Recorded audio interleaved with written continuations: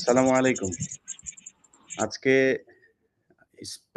খুবই স্পেশাল একটা আ প্রোগ্রাম আপনারা দেখতে যাচ্ছেন ইনশাআল্লাহ। বাংলাদেশের অ্যা শীর্ষস্থানীয় বেশ কয়েকজন আলেম আমার সাথে উপস্থিত আছেন।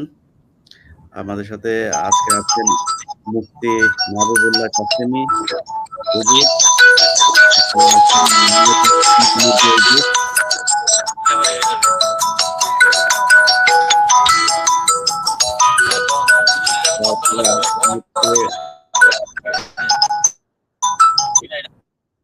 তারপরে আছেন হচ্ছে মুফতি মাহবুবুল্লাহ কাসেমী হুজুর, মাহমুদুল হাসান গুনবী, রফিকুল ইসলাম মাদানী, খালেদ সাইফুল্লাহ ভাই, তারপরে আছেন আমার প্রিয় ভাই নুরুজ্জামান নোমানী। তো আমাদের কিছু কানেকশনে কিছু সমস্যা হচ্ছিল। আ মুফতি আমির হামজা উনি একটা প্রোগ্রামে ছিলেন। সেখান থেকে বের হয়ে গাড়িতে বসে আমাদের সাথে যুক্ত হয়েছেন। যে কারণে উনার কানেকশনটা মাঝেমধ্যেই সমস্যা হচ্ছে। আমরা শুরুতেই আমাদের সবার মুরুব্বি জনাব মুফতি মাহবুবুল্লাহ কাসেমী হুজুরকে দিয়েই শুরু করি। আজকের অনুষ্ঠানের মূল আ যে কারণে আমরা শুরু করছি এই লাইভটি সেটি হচ্ছে যে আপনারা জানেন এই সরকারের প্রায় ১৫ দিনের কাছাকাছি মেয়াদ হতে চলেছে। এখনো অসংখ্য আলেম জেলখানায় বন্দী আছেন। বিশেষ করে গত পরশুদিন আপনারা একটা হৃদয় বিদারক ঘটনা দেখেছেন। জনাব জসিমউদ্দিন রহমানী উনার একমাত্র বোন যিনি আসলে উনাকে দেখাশোনা করতেন, উনার খোঁজখবর নিতেন। তিনার সেই বোনটাও পৃথিবী থেকে বিদায় নিয়েছেন এবং তিনি প্যারোলে মুক্তি পেয়েছিলেন ৩ ঘন্টার জন্য। তার যে বক্তব্য আমরা শুনেছি অত্যন্ত হাস্যোজ্জ্বল ছিলেন হুজুর। দীর্ঘ ১২ বছর ধরে তিনি জেলখানায় বন্দী আছেন। এই হাসিনা সরকারের যেই মিথ্যা মামলা, সেই মিথ্যা মামলায় থাকার পরেও তার যে হাস্যোজ্জ্বল চেহারা আমরা দেখেছি এটা আসলে ইমানেরই যে পরীক্ষা, সেই পরীক্ষার আ কি বলবো যে উত্তীর্ণ হয়েছেন তিনি আমার মনে হয়। যাই হোক জসিমউদ্দিন রহমানের মতো এখনো অনেক আলেম জেলখানায় আছেন। আমার এখানে যাদেরকে আপনারা এখন দেখছেন তাদের সবাই এই সরকারের জুলুম নির্যাতনের শিকার। আ আ মুফতি মাহবুবুল্লাহ কাসেমী হুজুর উনিও অনেকদিন আ পালিয়েছিলেন, আত্মগোপনে থাকতে হয়েছে উনাকে। তারপরে অন্য আর যে কজন এখন আপনারা দেখছেন সবাই দীর্ঘদিন জেলে ছিলেন, গুম ছিলেন, সরকারের নানান ধরনের নির্যাতন সহ্য করেছেন। মুফতি আমির হামজা উনার কথাও আপনারা জানেন। তো যাই হোক আমরা সেই বিষয়গুলো নিয়ে উনাদের কিছু অভিজ্ঞতা শুনবো এবং যেই আ আলেমরা এখনো জেলখানায় আছেন আমরা বর্তমান এই সরকার যে ইন্টার্ম আ গভর্নমেন্ট যারা আছেন তারা দ্রুত আমাদের এই আলেমদের কথা শুনবেন বলে আমরা বিশ্বাস করি। সেটা যেভাবে সম্ভব আ আ প্রতিদিন কোর্ট যদি নাকি বসিয়ে হয়, আইনের যত ধরনের নিয়মকানুন আছে সেই নিয়মকানুনের মধ্য দিয়ে কোন ধরনের কালক্ষেপণ না করে তাদের সবার মুক্তি চাই। তো আমরা মুফতি মাহবুবুল্লাহ কাসেমী হুজুর উনার কথাই বলছিলাম। উনার কাছে যাব। ১ম হুজুর আপনারকে দিয়েই শুরু করি। আমরা সবাই আরকি আপনাদের যে নির্যাতনের চিত্র সেগুলো তো অবশ্যই বলবেন অল্প করে। সবাই অল্প করে কথা বললে আমার মনে হয় তাড়াতাড়ি আমরা শেষ করতে পারব। তো আপনাকে দিয়ে শুরু করি হুজুর জি। আলহামদুলিল্লাহ। সালামুন আলা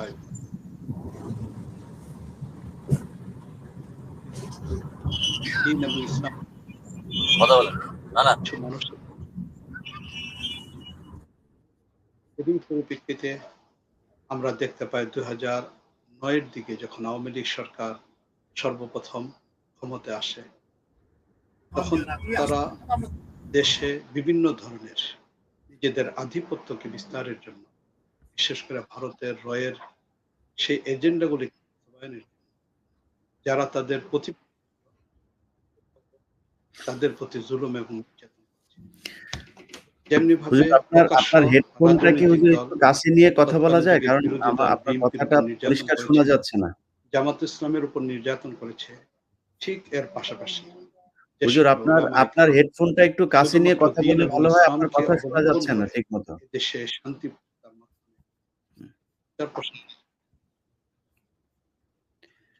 মুফতি মাহবুবুল্লাহ দেশে কাসেমী ইসলাম এবং দ্বীনের জন্য যারা কাজ করে যাচ্ছিলেন পরিষ্কারভাবে আপনার কথা তাদের জন্য পরিষ্কার শোনা যাচ্ছে না। আওয়ামী হেডফোনটা লীগ একটু কাছে সরকার নিয়ে কথা বললে ভালো হয়।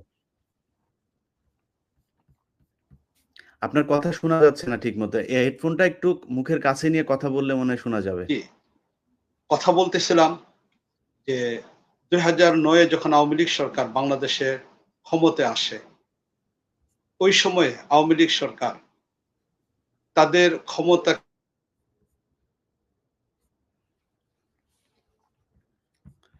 হুম। যাক প্রিয় দর্শক, আমরা এই সমস্যাগুলোর কারণেই আসলে রাত ৯ টায় আমাদের শুরু করার কথা থাকলেও আমরা প্রায় ২০ মিনিট আ দেরি হয়ে গিয়েছি।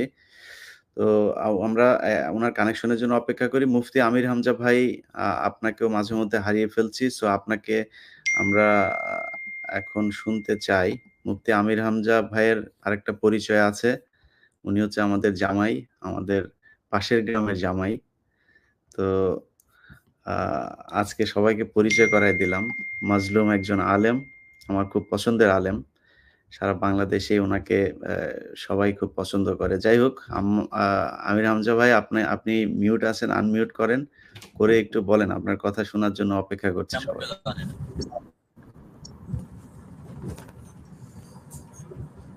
আসসালামু আলাইকুম ওয়া রাহমাতুল্লাহ। ওয়ালাইকুম আসসালাম। ইন্নাল হামদালিল্লাহ ওয়াস সালাতু ওয়াস সালামু আলা রাসূলিল্লাহ। শ্রদ্ধাভাজন পরিচালক, বিশিষ্ট সাংবাদিক,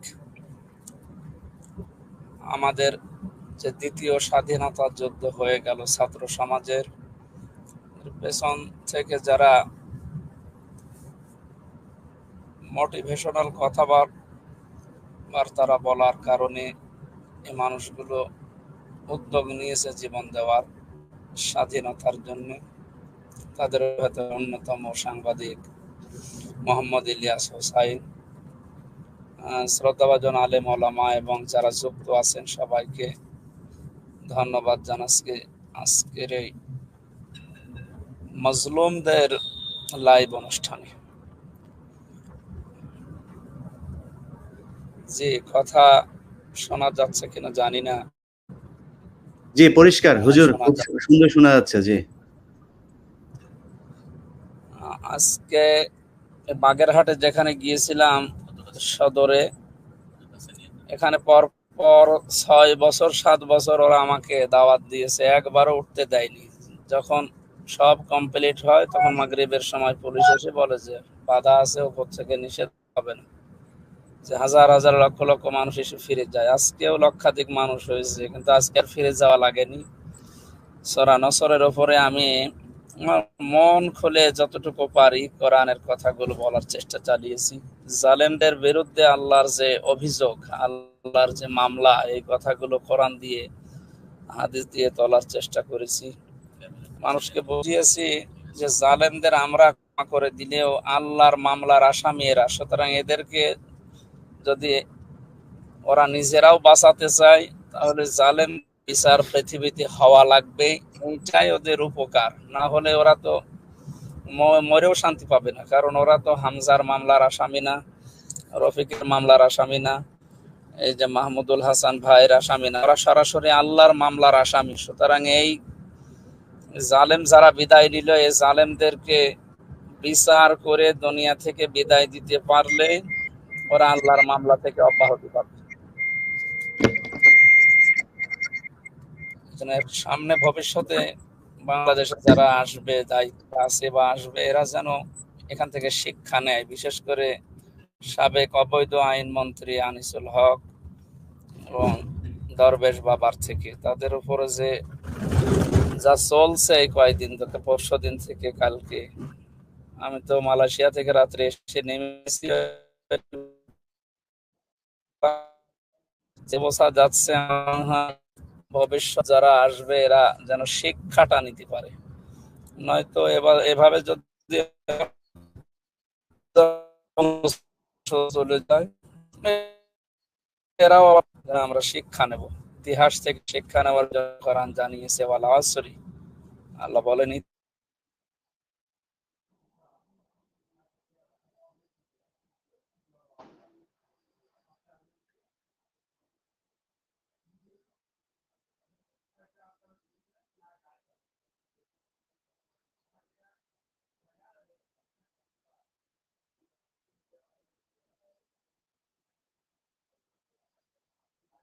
খায়, উনি সুদ খায়। আসলে এই কথাগুলো ঠিক না। কে বলেছে? কোনোদিন তো এই থাম্বেল গুলো মিথ্যা থাম্বেল দিয়েছে ইউটিউবার যারা আছে কিছু, তারা কোন সময় যদি সে 12 সাল 13 সালের দিকে কিছু বলে থাকি, সেই অবস্থায় সেই সিচুয়েশনে ওইটা ঠিক ছিল, কিন্তু এখন বাস্তবতায় বাংলার এই জালেম বিদায় নেওয়ার কারণে বাংলাদেশে এখন প্রতিবেশী রাষ্ট্র বলে যাদেরকে জানি, এদের থেকে সঠিকভাবে দেশকে রক্ষা করার জন্য ডক্টর ইউনূসের বিকল্প আমার মনে হয় এখন কেউ নেই। উনি যে হুঙ্কারটা প্রথম তিনি দিয়েছেন এই 7 সিস্টার নিয়ে, এই হুঙ্কার বাংলাদেশে দেওয়ার মতো আর কেউ নেই।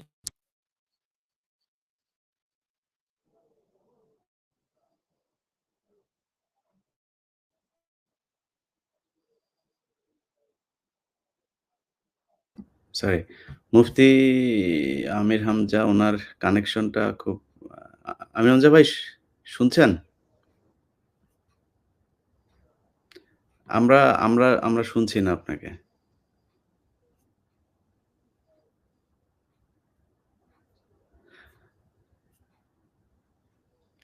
আচ্ছা, আমরা মুফতি মাহবুবুল্লাহ কাসিমি হুজুরের কথা শুনছিলাম। তো আমির হামজা ভাই, আপনি যদি আমাকে শুনেন তাহলে আমরা আপনার কাছে আরেকবার আসছি।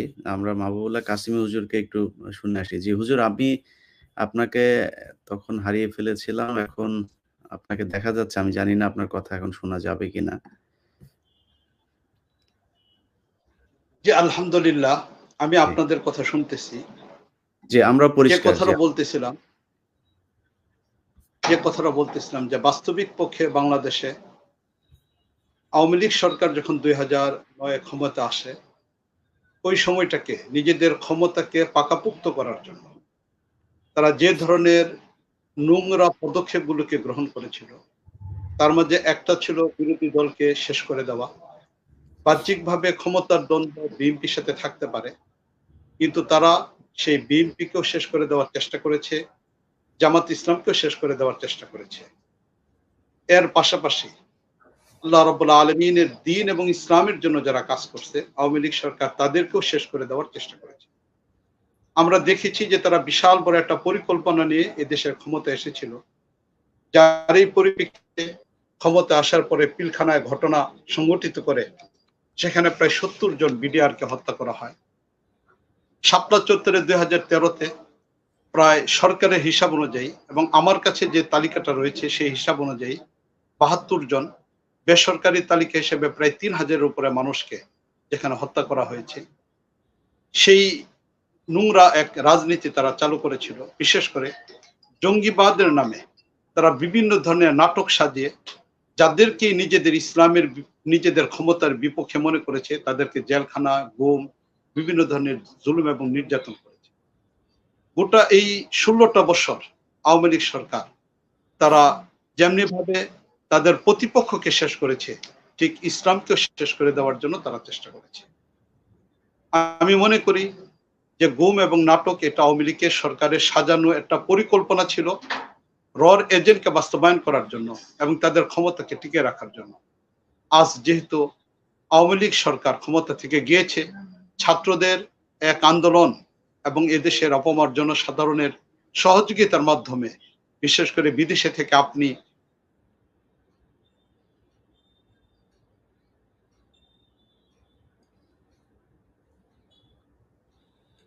আমি মনে করি যে আজ যারা ক্ষমতায় আছেন, যারা তত্ত্বাবধায়ক সরকারের দায়িত্বে আছেন, তারা খুব দ্রুত গতিতে আমাদের সেই মজলুম উলামা ইকরামকে থেকে মুক্তির ব্যবস্থা করবেন, এবং তারা যে কোনো পথে আর কোনো মজলুম জেলখানায় না থাকে, কোনো আলেম যেন জেলখানায় না থাকে।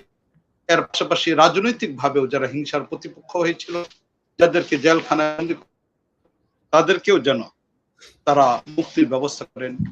এটার পাশাপাশি পৃথিবীর স্বাভাবিক নিয়ম হলো হত্যাকাণ্ডের বিচার হওয়া দরকার। আমি মনে করি আওয়ামী লীগের ক্ষমতায় শুরু থেকে নিয়ে এ পর্যন্ত যারা ছিল, যারা মারা গিয়েছে তারা তো গিয়েছে, যারা আছে তাদের প্রত্যেকের জন্য যেন মামলা এবং বিচারের ব্যবস্থা করা হয়। পিলখানা সেই শহীদদের রক্তের বদলা যেন নেওয়া হয়, শাপলা চত্বরের শহীদদের রক্তের বদলা যেন নেওয়া হয়। বিশেষ করে 2024-এ যে সকল ছাত্ররা মারা গিয়েছে, সরকারি হিসাব তালিকা হিসেবে যাদের সংখ্যা 300-র উপর উল্লেখ করা হয়েছে, বেসরকারি হিসাব অনুযায়ী 3000-এর উপর উল্লেখ করা হচ্ছে। সুতরাং তাদের প্রত্যেকটা হত্যার বদলা যেন এই আওয়ামী লীগ সরকারের কাছ থেকে নেওয়া হয়। আমি আপনার মাধ্যমে, আপনার একজন অত্যন্ত ভক্ত, আপনার আলোচনাগুলিকে আমি শুনি ইলিয়াস ভাই।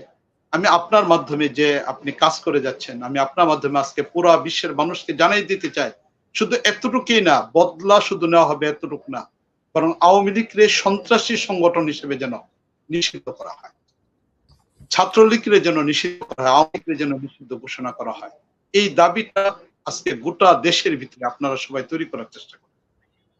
জি, প্রিয় দর্শক, মাহমুদুল হাসান গুনবী, আপনারা ওনাকে নিশ্চয়ই সবাই চেনেন। যার তেজোদ্দীপ্ত যেই ভাষণ, সেই ভাষণ আমি যখনই শুনতাম তখনই শরীরের লোম দাঁড়িয়ে যেত। আমি উনার আটক হবার পরের ঘটনাও শুনেছি। আমার এই চ্যানেলে ধারাবাহিকভাবে এই যে আলেমদেরকে কি ধরনের নির্যাতন করা হয়েছে উনাদের মুখ থেকে আপনারা লম্বা সময় ধরে এই আলোচনাগুলো শুনবেন। আমি এক করে সবারগুলো রেকর্ড করছি। এরই মধ্যে রফিকুল ইসলাম মাদানী হুজুর, তারপরে খালেদ সাইফুল্লাহ ভাই, আরো অনেকের বক্তব্য রেকর্ড করা হয়েছে। সেগুলো একটা করে ধারাবাহিকভাবে যাবে। এই সরকার আলেমদের উপরে কি পরিমাণে নির্যাতন করেছে সেটা আপনারা জানবেন। যাই হোক, মাহমুদুল হাসান গনবী ভাই উনি স্টেজে মাইকের সামনে ঠিক যেভাবে কথা বলেন, উনাকে আটক করার পরে উনাকে গুম করে রেখেছিল, উনাকে হত্যার হুমকি দেওয়া হয়েছে। সেইখানেও তিনি একই ধরনের আচরণ করেছেন। তো সেই আলোচনাগুলো তো আমরা আজকে সব শুনতে পারবো না। আজকে আমরা শুধুমাত্র জসিমউদ্দিন রাহমানী সহ যেসব আলেমরা এখনো মুক্ত হননি তাদের জন্যই কথা বলবো। তো সেই বিষয়ে শুনবো মুফতি মাহমুদুল হাসান গনবী। আসসালামু আলাইকুম ওয়া রাহমাতুল্লাহ। হামদান ওয়া সালাতান ওয়া বা'দ। প্রিয় ইলিয়াস হুসাইন ভাই সহ উম্মতের সেরেতাজ ওলামায়ে হক্কানি রব্বানি, দেশবাসী এবং পৃথিবীবাসী যারা দেখছেন এবং শুনছেন, আলহামদুলিল্লাহ, আল্লাহ তাআলা আমাদের পুরা জাতির উপর থেকে এক জগদ্দর পাথরকে সরিয়েছেন। আল্লাহ পাকের দরবারে লাখো কোটি শুকরিয়া, অনেক শুকরিয়া। এটা শুকরিয়া আদায় করে শেষ করে দেওয়ার নিঃসন্দেহে এটা আল্লাহ রব্বুল ইজ্জতই করেছেন। আমরা করেছি এমন নয়, হেফাজত করেছে এমন নয়, ছাত্র রাজনীতি করেছে এমন নয়। এগুলো হলো মাধ্যম, আল্লাহ তাআলা যখন যাকে চান ব্যবহার করেন। হ্যাঁ, অবশ্যই হেফাজতে ইসলাম সহ, হ্যাঁ, হেফাজত ইসলামের সেই 5 মে 13 সালের, সেই 2021 সাল, সেই 16 সালের ব্রাহ্মণবাড়িয়া বিভিন্ন ট্র্যাজেডি, এগুলো তো আমাদের মনে রাখতেই হবে। এই ফ্যাসিস্ট জালেমা, এই বিশ্ব অহংকারিণীকে সরানোর পিছনে অবশ্যই সর্বপ্রথম উলামায়ে কেরামের জান মাল অবশ্যই কোরবানি হয়েছে, কোরবানি দিয়েছেন, নজরানা পেশ করেছেন, এখনো করতেছেন। আলহামদুলিল্লাহ, আল্লাহ রব্বুল আলামিন এটাকে চূড়ান্ত পর্যায়ে নিয়ে এসেছে এই ছাত্র আন্দোলনের মাধ্যমে। রব্বুল আলামিনের দরবারে লাখো কোটি শুকরিয়া। এই 2024 সালের শহীদদের কথা, 21 সালের শহীদদের কথা, 16 সালের শহীদদের কথা, 13 সালের শহীদদের কথা, এগুলো আমাদের ভুলবার কোনো সুযোগ নেই। আমরা তাদের আত্মার মাগফিরাত কামনা করি। রব্বুল আলামিন সকল মুমিন মুমিনাতকে শহীদ হিসেবে কবুল করে নেন। আজকে বিশেষভাবে আমাদেরকে ভাই যে উদ্দেশ্যে আহ্বান করেছেন, আমরা মনে করতেছি যে আমরা বের হয়ে গেছি, আর মনে হয় কেউ বন্দী নেই। না না, এখনো আরে আমরা তো নামে না, এই ফেসবুকের কারণে, ইউটিউবের কারণে, আজকের এই সোশ্যাল মিডিয়ার উন্নতির কারণে আমরা ভাইরাল হয়ে গেছি। আমাদের চেয়ে বহুত বড় বড় আল্লাহওয়ালা হকপন্থী ওলামায়ে কেরাম, আমাদের চেয়ে বহুত বড় বড় দেশপ্রেম ধর্মপ্রেমে যারা নিজেদের পুরা জিন্দিগি, নিজেদের সব কিছু, স্ত্রী সন্তানকে কোরবানি দিয়ে আজকে 17 বছর, 20 বছর, 13 বছর, 11 বছর অন্ধকার প্রকোষ্ঠে পড়ে আছে। ওদেরকে আমরা জানি না, ওদেরকে আমরা চিনি না, ওদের নাম আমরা জানি না, তার কারণে তাদের নাম নেই না। তাদের মধ্যে আমরা একজনের নাম সকলেই জানি, আল্লামা জসিমউদ্দিন রহমানী দামাত বারাকাতুহুমুল আলিয়া। হযরতকে ওই দিন আলহামদুলিল্লাহ আপামর জনতার মনের হৃদয়ের চাওয়া অনুযায়ী বর্তমান সরকার ওনাকে বের হওয়ার সুযোগ দিয়েছেন। পেরেলে হলেও উনি ওনার বোনের, আপন বড় বোনের জানাজায় উপস্থিত হতে পেরেছেন। এটা অবশ্যই প্রশংসনীয়। আল্লাহ তাআলা এই সরকারকে তার দায়িত্ব পরিপূর্ণভাবে আদায় করার তৌফিক দান করুক। এখন জসিমউদ্দিন রহমানী আজকে প্রায় 11 বছর পার হয়ে যাচ্ছে জেলখানার মধ্যে। 12 বছর শুরু হয়েছে সম্ভবত, ইলিয়াস হোসেন ভাই যেভাবে বললেন। তাহলে এই লোকটা কি অপরাধ করছে? শুধুমাত্র হাসিনার বিরুদ্ধে কথা বলার কারণে, হক কথা বলার কারণে, কোরআনের কথা বলার কারণে, হাদিসের কথা বলার কারণে। দেখেন, শেখ হাসিনার বিরুদ্ধে কথা বলা আমার কি দরকার? আমরা তো মনে করি যে এই পদ্ধতি, যেই পদ্ধতিতে আজকে রাষ্ট্র পরিচালনা হচ্ছে, যে মানব রচিত আইন দিয়ে, সংবিধান দিয়ে, এগুলো তো আসলে ইসলাম এগুলোকে অ্যাকসেপ্ট করে না। আপনারা আমাকে কিভাবে নেবেন সেটা আপনাদের ব্যাপার। আমার কথাগুলোকে, ইসলাম একমাত্র আল্লাহ তাআলার শাসনকে, আল্লাহ তাআলার বিধানে শাসিত হবে এটাতেই বিশ্বাস করে। কোনো মানব রচিত বিধান চলবে না, আল্লাহর দেওয়া বিধান চলবে। এটাই কোরআনের কথা, এটাই হাদিসের কথা, এটাই রাসূলুল্লাহ সাল্লাল্লাহু আলাইহি ওয়াসাল্লাম, সাহাবায়ে কেরাম, তাবেঈন, তবে তাবেঈন, আইম্মায়ে মুজতাহিদিন, আমাদের 1200 বছরের সোনালী ইতিহাস, যে খেলাফা ছিল আমাদের সর্বশেষ উসমানী খলিফা, যে উসমানী খেলাফতের যে সর্বশেষ খলিফা আব্দুল্লাহ, হ্যাঁ, আব্দুল হামিদ, যে সর্বশেষ খলিফা ছিল, সেটার মাধ্যমে আমাদের থেকে খেলাফতকে ছিনিয়ে নেওয়া হয়েছে। এই গণতন্ত্র তো আসছে কত 100 বছর। তো আমরা 1200 বছরের আমাদের সোনালী ঐতিহ্য, ইতিহাস, আমাদের গর্বের 1200 বছরের যে খেলাফা প্রতিষ্ঠা, এটা আমরা ভুলে যাওয়ার কোনো সুযোগ নাই। একজন মোমেন, একজন মুসলমান, একজন আলেম, একজন দায়ী, একজন নবীর ওয়ারিস হিসাবে আমাদেরকে এই কথাগুলো বলতেই হবে। এতে ফাঁসিতে ঝুলানো হোক, গুম করা হোক, হ্যাঁ, তারপরে অন্ধকার প্রকোষ্ঠে জেলখানায় রেখে দেওয়া হোক, কিচ্ছু করার নাই। আমরা যেমনি ভাবে হাসিনা সরকারের যে কোনো জুলুম, অন্যায়, অত্যাচারের বিরুদ্ধে মুখ খুলেছি, ইনশাআল্লাহ ভবিষ্যতেও আল্লাহ তাআলা যদি আমাদেরকে হায়াত দান করেন, সুস্থতা দান করেন, আল্লাহ তাআলা আকল বিবেকের সবকিছু ঠিক রাখেন, আমরা কোনো ফেসিবাদীকে, কোনো জালেমকে, কোনো অহংকারীকে ছাড় দিয়ে কথা বলবো না। আমাদের স্পষ্ট কথা। তো আল্লামা জসিমউদ্দিন রহমানী, তিনি একজন নবীর ওয়ারিস, আল্লাহ তাআলার খলিফা, আল্লাহ তাআলার প্রতিনিধি। উনি ওনার দায়িত্ব পালন করেছেন, হক কথা বলেছেন। শেখ হাসিনা যখনই বলেছে এই বছর গজে চড়ে মা দুর্গা আসার কারণে ফসল বেশি হয়েছে, এই কথা বলার সাথে সাথে একজন মুসলমানের ঈমান চলে যাবে এই কথা বিশ্বাস করলে। উনি এটার বিরুদ্ধে বলবে, এটাই ওনার দায়িত্ব। আমরাও বলেছি, আপনারা দেখেছেন, বিভিন্ন ব্যক্তির বিরুদ্ধে আমরা বলেছি যে তার এই কথাটা শিরিক, তাকে এটা থেকে অবশ্যই ফিরিয়ে আনতে হবে। তো একজন আলেমের দায়িত্ব কি? সে প্রধানমন্ত্রীকেও উপদেশ দিবে, এমপি মন্ত্রীকেও উপদেশ দিবে, চেয়ারম্যানকেও উপদেশ দিবে, মেম্বারকেও উপদেশ দিবে, আপামর জনতাকে দিবে, হ্যাঁ, উচ্চ পদস্থ ব্যক্তিকেও দিবে, নিম্ন পদস্থ ব্যক্তিকেও দিবে। এটা দায়িত্ব। আল্লামা জসিমউদ্দিন রহমানী দামাত বারাকাতুহুমুল আলিয়া, তিনি এই কাজ করেছেন। উনি কোনো ধরনের ভয় ভীতিকে তোয়াক্কা করেন নাই। আপনারা জানেন, উনার বংশের, উনার পরিবারের প্রায় 30-এর অধিক সদস্যকে একসাথে জেলে নিয়ে আসা হয়েছিল ওই সময়। আলহামদুলিল্লাহ সবাই বের হয়েছেন, কিন্তু উনার ছোট ভাই অলরেডি তারা তাকে হত্যা করেছে, গুম রেখে নির্মম নির্যাতন করেছে। তার নাক দিয়ে, মুখ দিয়ে, পায়খানার রাস্তা দিয়ে সবসময় রক্ত যেত। শেখ নিজে আমাকে বলেছেন, জেলখানা থাকা অবস্থায় সে শহীদ হয়ে গেছে, জেলখানায় দেওয়ার পরে মারা গেছেন। উনার স্ত্রী নাই, উনার সন্তান 2টা ছেলে ছিল, তারাও মারা গেছে।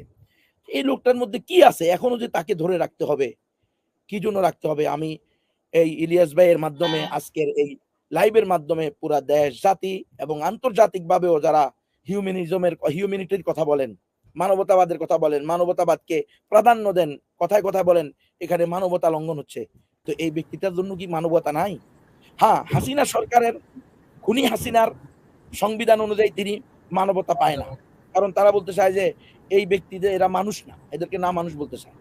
তো আল্লামা জসিমউদ্দিন রহমানী সাহেব সহ আরো অনেক ওলামায়ে কেরাম, যাদেরকে ওই যে 21শে আগস্টের মামলায়, এরপরে কি বটমূল মামলা, তারপরে আরো এই কি কুটালীপাড়ার মামলা, এই ধরনের বিভিন্ন মামলা দিয়ে আরো অনেক ওলামায়ে কেরামকে রেখে দিয়েছেন আজকে 13 বছর 15 বছর ধরে। তারাও কিন্তু আলেম। আমি দেখেছি তাদের মধ্যে আল্লাহ তাআলা যে মোহাব্বত, যে ভালোবাসা দ্বীনের প্রতি, ঈমানের প্রতি, উম্মার প্রতি, দ্বীন ধর্মের প্রতি, এটা আমার ভিতরে তার ছিটে ফোটাও নাই। আমি মনে করি তাহলে তাদেরকে আজকে দীর্ঘদিন জেলে রেখে দেওয়া হয়েছে। এগুলো সব ভুয়া মামলা। আপনারা জানেন ওরে নাকি কে 76 বোমা মামলা মারতে গেছে, কি করতে গেছে। আপনারা জানেন মিডিয়া সন্ত্রাস, এই হলুদ মিডিয়ারা এই সমস্ত গল্প বানায়া, আর তার কিছু প্রেতাত্মারা যাদেরকে সে এরকম ভাবে কি দিয়েছে, সে তার প্রেতাত্মাদেরকে এরকম এই কাজেই লাগাইছে যে তারা জঙ্গি নাটক করবে। বিভিন্ন নাটকের মাধ্যমে এই ওলামায়ে কেরামদের বিশাল একটা টিম, তৌহিদবাদী, ইমানবাদী, যারা ইসলামী। আপনি শুধু দেখছেন যে খুলনার একটা ছেলে, খুলনা ভার্সিটির একটা ছেলে, সে প্রযুক্তি বিশ্ববিদ্যালয় সম্ভবত, ওখানকার ওই ছেলে শুধু লিখছে তার আইডিতে যে আমি খেলাফায় বিশ্বাসী, গণতন্ত্রে বিশ্বাসী নয়। তো এটা তো একজন মোমেনের বিশ্বাস হতে হবে। একজন মোমেন তো এটাই বিশ্বাস করবে। আমরা শরিয়া বিশ্বাস করব। হ্যাঁ, আমার সাধ্য নাই, শক্তি নাই, সামর্থ্য নাই, মানুষ আমাকে পছন্দ করে না, এই জন্য আমি সেটা করতে পারি নাই, তাই বলি কি আমি দাওয়াত দেবো না? তোমাদের গণতন্ত্র কি বলে? তোমরা যারা গণতন্ত্রকে বিশ্বাস করো, গণতন্ত্রকে আদর্শ হিসাবে মানো, তোমরাই তো বলো প্রত্যেক ব্যক্তি, প্রত্যেক জাতি তার আদর্শের প্রচার প্রসার, ধর্মের প্রচার প্রসার করতে পারবে। আমাদের ধর্মের কথা তো এটাই, নাসবুল ইমামি ফরদুন, খেলাফা প্রতিষ্ঠা করা এটা উম্মতের উপরে ফরজ দায়িত্ব। আমরা কিভাবে এটার বিরোধিতা করব? কিভাবে আমরা গণতন্ত্র, সমাজতন্ত্র, জাতীয়তাবাদ, ধর্ম নিরপেক্ষতাবাদের মতো কুফুরি এবং শিরিকি মতবাদকে বলবো যে এই দেশের, হ্যাঁ, এটাই হলো মূলতন্ত্র, মূল আদর্শ? নাউযুবিল্লাহি মিন যালিক। কোন মুমিন এটা বলতে পারবে না, কোন মুসলমান এটা বলতে পারবে না। তাহলে এই যত ওলামায়ে কেরামকে আজকে ধরছে, আমি মনে করি তাওহীদবাদী, এরা সব জুলুমের শিকার এবং শেখ হাসিনার বলির পাঠা হইছে। শেখ হাসিনা তার ক্ষমতাকে মজবুত করার জন্য, ছাত্রলীগ, যুবলীগ, আওয়ামী লীগ, শেখ হাসিনা সর্বোপরি তারা তাদের স্বৈরাচারী এই ক্ষমতাকে স্থায়ী করার জন্য, স্থায়িত্ব রাখার জন্য এই সব আলেম ওলামাকে, ভাই আমির হামজা সহ, রফিকুল ইসলাম মাদানী সহ, খালিদ সাইফুল্লাহ সাহেব সহ, নুরুজ্জামান সাহেব সহ, যারাই জেলখানায় গিয়েছে, আরো অনেক ওলামায়ে কেরাম গিয়েছেন, ওনারাও জানেন এই লোকগুলোর উপরে কি পরিমাণ নির্মম নির্যাতন। অনেক লোক এমনও আছে যার বাবার নামও ঠিক নাই, তার এলাকার নামও ঠিক নাই, তার বাড়ি ফরিদপুর, তার দেওয়া হয়েছে এই, তার মামলা দেওয়া হয়েছে সিলেটের, তার বাবার নাম একটা, তার বাবার নাম আরেকটা, এরকম মামলাও কিন্তু চলতেছে। সবগুলো মামলা বুয়া। এর মধ্যে সাধারণ মানুষকে কথাও আমি বলবো, সাধারণ মানুষদের মধ্যে আমি বলবো, শুধু আলেম ওলামা না, আমি বলতেছি যাদের উপরে জুলুম হচ্ছে সকলকে ছেড়ে দেওয়া হোক, এবং যাদের রায় হয়ে গেছে এদেরকে নির্বাহী আদেশে এগুলো সব বাতিল করা হোক, অথবা যেটা বলা হয় যে এগুলো ভুল এবং অন্যায়ভাবে এগুলোকে ভুল প্রমাণ করা হোক, যে কোনো ভাবে হোক, অর্থাৎ যেই পদ্ধতিতে এই মামলাগুলোকে বাতিল করা যায় সেই পদ্ধতিতে বাতিল করতে হবে। জি, রফিকুল ইসলাম মাদানী হুজুর, আমি রফিকুল ইসলাম মাদানী, মাহমুদুল হাসান গুনবী হুজুর যেটা বলছিলেন, ভাইয়ের কথায় আপনার ঘটনাটাই আমরা একটু শোনাই আজকে। আমি একটু আমার এটা শেষ করে দিচ্ছি। জি জি প্লিজ। আমার ইলিয়াস ভাই, জি, আমার এই লোকগুলো, এরপরে হলো আপনারা জানেন বিডিআর হত্যাকাণ্ড, যে পিলখানা হত্যাকাণ্ড, এই ভাইগুলো অত্যন্ত জুলুমের শিকার। এখানে প্রায় 900 ভাই আছে, এদের কথা কেউ বলে না কেন? এরা কি অন্যায় করেছে? এরা কি করেছে? আপনারা জানেন এটা পুরাটা করছে, রকে দিয়ে করানো হয়েছে, এবং খুনি হাসিনা করাইছে, তার মন্ত্রীরা করাইছে, তার এমপিরা করাইছে। তাহলে আজ তারা কেন নিরপরাধ 900 মানুষ জেলখানায় পড়ে থাকবে? এরপরে এই যে ব্লগার হত্যা মামলা নামে আরেক নাটক, বিশাল এক নাটক সাজাইছে। আরে বাবা, রসুলকে গালি দিলে কোনো মোমেন মুসলমানের মাথা ঠিক থাকবে না, তার দিলের ভিতরে, কলিজার ভিতরে রক্তক্ষরণ হবে। রসুলের হাদিস, স্পষ্ট হাদিস, ভাই স্পষ্ট রসুলের হাদিস, লা ইউমিনু আহাদুকুম হাত্তা ইউহিব্বা লিআখিহি, লা ইউমিনু আহাদুকুম হাত্তা আকুনা আহাব্বা ইলাইহি মিন ওয়ালিদিহি ওয়া ওয়ালাদিহি ওয়ান নাসি আজমাইন। রসুলকে আমরা আমাদের জানের চেয়ে বেশি ভালোবাসতে হবে, আমাদের স্ত্রী থেকে বেশি ভালোবাসতে হবে, আমাদের সন্তানের চেয়ে বেশি ভালোবাসতে হবে, তাহলে আমরা মুমিন হব। এর আগ পর্যন্ত আমরা মুমিন হব না। তাহলে এই যে একটা নাটক সাজায়া কে মারছে কারা মারছে কোনো প্রমাণ নাই, কোনো দলিল নাই, তাদেরকে ওই জায়গায়ও পায় নাই, কিন্তু শুধুমাত্র শেখ হাসিনা ওই তারা তাদেরকে প্রভু মানত, ধরেন ভারতের রকে খুশি করার জন্য, নরেন্দ্র মোদীকে খুশি করার জন্য, আরো তারা তাদেরকে প্রভু মানত, তাদেরকে খুশি করার জন্য এদের ব্যাপারে মৃত্যুর রায় দিয়ে দিল, ফাঁসির রায় দিয়ে দিল। আমি এই সব মামলাগুলোকে, এবং এই জঙ্গি মামলা বিশেষ করে, আমি আবারও বলতেছি, বারবার এর আগেও বলছি, এই দেশের সবচেয়ে হয়রানিমূলক মামলা, সবচেয়ে মিথ্যা মামলা, সবচেয়ে ভুয়া মামলা, সবচেয়ে ষড়যন্ত্রমূলক মামলা হলো এই জঙ্গি মামলা। মেহেরবানি করে আমি আমার দেশবাসী এবং প্রিয় উম্মার কাছে আকুল আবেদন রাখবো, আপনারা যার যার অবস্থান থেকে এদের পক্ষে কথা বলুন, মজলুমদেরকে ছেড়ে দেওয়া হোক, যদি ফাঁসির রায় হয় ওটাকে বাতিল করা হোক। জি, রফিকুল ইসলাম মাদানী, আমি একটা ঘটনা আমার শোনার খুব ইচ্ছা, কারণ আমি এই জিনিসটা কোনো একজনের ফেসবুকে, আমি আপনার এই জিনিসটা মনে হয় আজ থেকে 5-6 মাস আগে, বা আমার ভুল হইতে পারে, কোনো একটা সময় আমি আপনার এই জিনিসটা দেখেছিলাম। তো ওই সময় আমার ঠিক মনেও নাই যে কে এইটা ফেসবুকে দিয়েছিল। সেই ঘটনাটা আপনার কাছ থেকে আমি এই সম্প্রতিও শুনেছি, এবং আপনার যে বক্তব্য আমার এখানে রেকর্ড করা হয়েছে সেটা বাংলাদেশের মানুষ জানবে। আমি ওই কথাটুকু, ওই জায়গাটুকু আরেকবার একটু শুনে তারপরে আপনি আপনার বক্তব্য দিবেন, যে মুক্তির বিষয়টা বলবেন। আমি প্রথমেই ওই থানায় যে আটকে রেখে আপনাকে হাতিরঝিলে যে নাটকটা সাজানো হয়েছিল আপনাকে নিয়ে, সেটা একটু দেশবাসীকে জানান।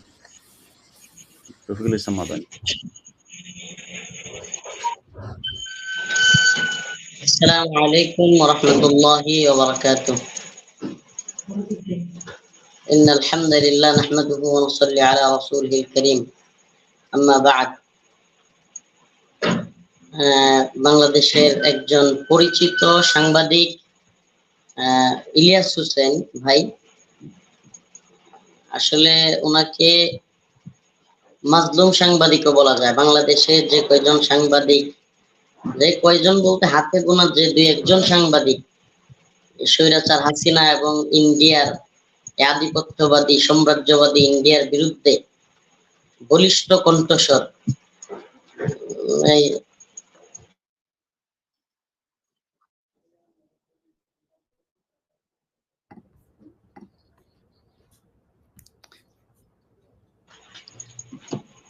আধিপত্যবাদী। ভাই আমার কথা শোনা যাচ্ছে? হ্যাঁ জি, শুনছি জি।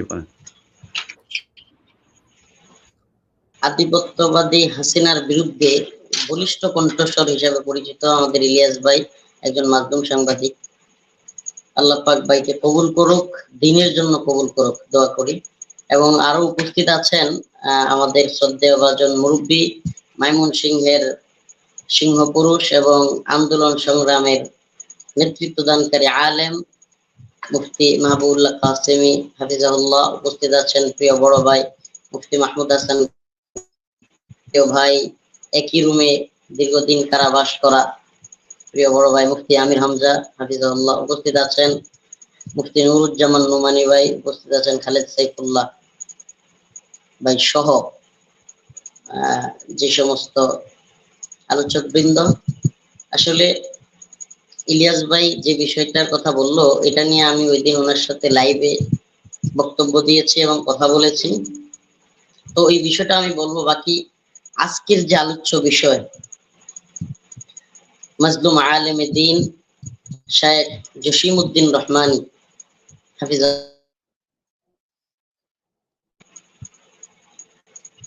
উনি সহ অন্যান্য বন্দী মাজলুম হয়েছেন। সেই সমস্ত নির্যাতিত নিপীড়িত আলেমদের মুক্তি নিয়ে কথা বলার জন্যই আজকে আমাদের এই অনুষ্ঠান।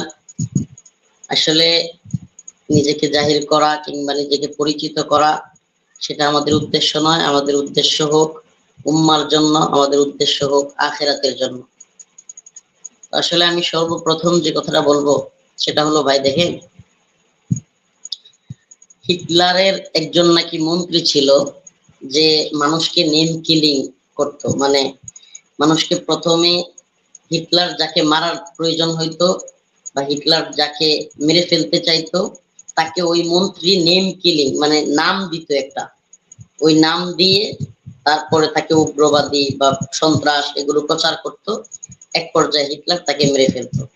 তো আমরা বাংলাদেশে বিগত 15-16 বছর এটাই দেখেছি যে এই শেখ হাসিনা স্বৈরাচার সরকারের যখন যাকে প্রয়োজন হয়েছে, যাকে যেটা দেওয়ার প্রয়োজন হয়েছে, মানুষের কাছে বিভ্রান্ত করা, মানুষের কাছে ওই মানুষটাকে ছোট করা, ওই মানুষটাকে বিতর্কিত করা, তারপর বিতর্কিত করা শেষ, এখন সেই মানুষটাকে দরপাকড় শুরু। এটা শেখ হাসিনা এবং তার মন্ত্রীরা, এবং এটা রয়ের প্ল্যান। ওই হিটলারের মন্ত্রী এবং এই শেখ হাসিনা এবং তার মন্ত্রীদের প্ল্যানও সেম। যেমন আমি একটু উদাহরণ দিলে আপনারা হয়তো বুঝবেন, বিষয়গুলো সব আপনারাও জানেন। আল্লামা দিলওয়ার হোসেন সাইদি রাহিমাহুল্লাহ, এই মানুষটা ওনার সন্তানের জানাজায় গিয়ে বুক ফাটা আর্তনাদ নিয়ে চিৎকার করে বলেছিলেন, ৭১-এর ১ ফোঁটা বালি বা কাদা আমার গায়ে লাগে নাই, লাগে নাই, লাগে নাই। অথচ আল্লামা সাইদি রাহিমাহুল্লাহ বেঁচে থাকতে এদেশের আলেমরা উনার ব্যাপারে মুখ খুলতে ভয় পেয়েছিলেন। কেন? কারণ উনাকে ৭১-এর রাজাকার বলা হয়েছে। রাজাকার নিয়ে কথা বললে না জানি আমাকেও কি রাজাকার বলে বসে কিনা। এই যে নেম কিলিং এর সফলতা, হিটলারের মন্ত্রীর নেম কিলিং এর সফলতা, এটাই আপনি এলাকার একটা মানুষকে দেখতে পারেন না, এখন তার সাথে অন্যদের ঝগড়া লাগাই দিতে চান, তাকে ছোট করতে চান। তার একটা পালিত কুকুর আছে, ওই কুকুরটাকে আপনি মেরে ফেলবেন, এলাকায় আপনি ছড়ায় দিলেন যে কুকুরটা পাগল হয়ে গেছে, পাগলা কুত্তা। এখন ওই লোক কুকুর পালে, কুকুরটাকে এলাকার মানুষ মেরে ফেলছে, আর ওই লোক খুব কষ্ট পাইছে, এলাকার মানুষের সাথে তার ঝগড়া হয়েছে, ওই লোক বিপদে পড়ে গেছে, আর আপনি সফল। অর্থাৎ আপনি যে নেম কিলিং, যে কুকুরটা পাগল হয়ে গেছে, এই যে নেম কিলিং এর সফলতা, সেম ভাবে এই হাসিনা এবং তার সরকার এবং তারা মিলে হিটলারের সেই নেম কিলিং বুদ্ধিটা, আমার কথা কি শোনা যাচ্ছে ভাই? জি জি।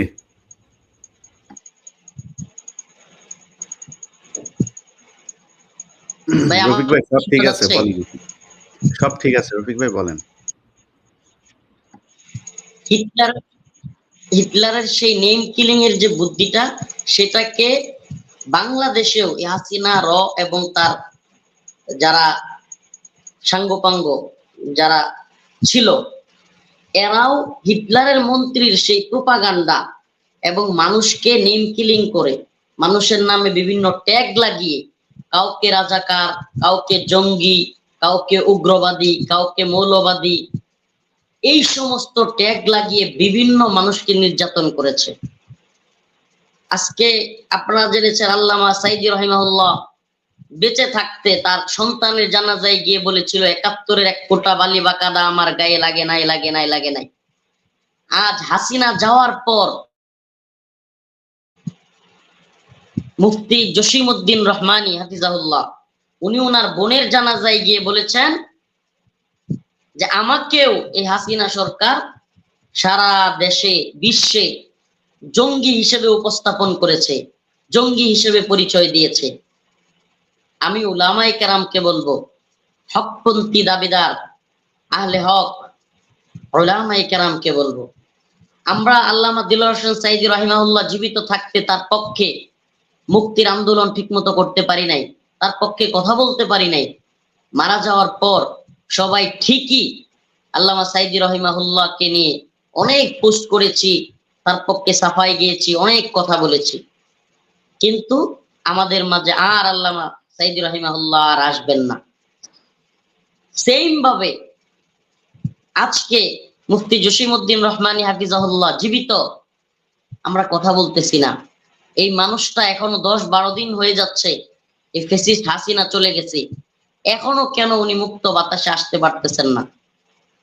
অন্যান্যদের কথা বাদ দেন, আপনি বলবেন অনেক বড় মামলা, এই সেই তুলনা দিবেন যে জামাতের, বিএনপির বা অমুক দলের, তমুক দলের অনেক নেতা এখনো পড়ে আছে। মুফতি জসিমউদ্দিন রহমানী হাফিজাহুল্লাহর নামে তেমন কোনো মামলাই বাকি নাই, প্রায় সবগুলো মামলা জামিনে উনি মুক্ত। জাস্ট কিছুদিন আগে মুক্তি পাওয়ার পর একটা মামলা ওনার নামে দিয়ে তারপর আবার কারাগারে বন্দী করা হয়েছে।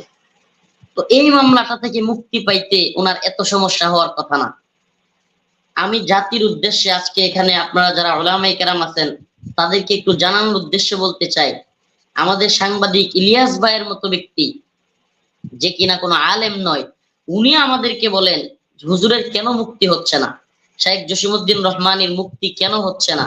উনি মুক্তির পক্ষে কথা বলেন, কিন্তু আমরা অনেক বড় বড় শায়েখদেরকে, বাংলাদেশে অনেক বড় বড় আলেমদেরকে দেখতেছি না যে এই মাজলুম মানুষটার পক্ষে একটা পোস্ট করা, মাজলুম মানুষটার মুক্তি নিয়ে একটা কথা বলবা আমরা পাচ্ছি না।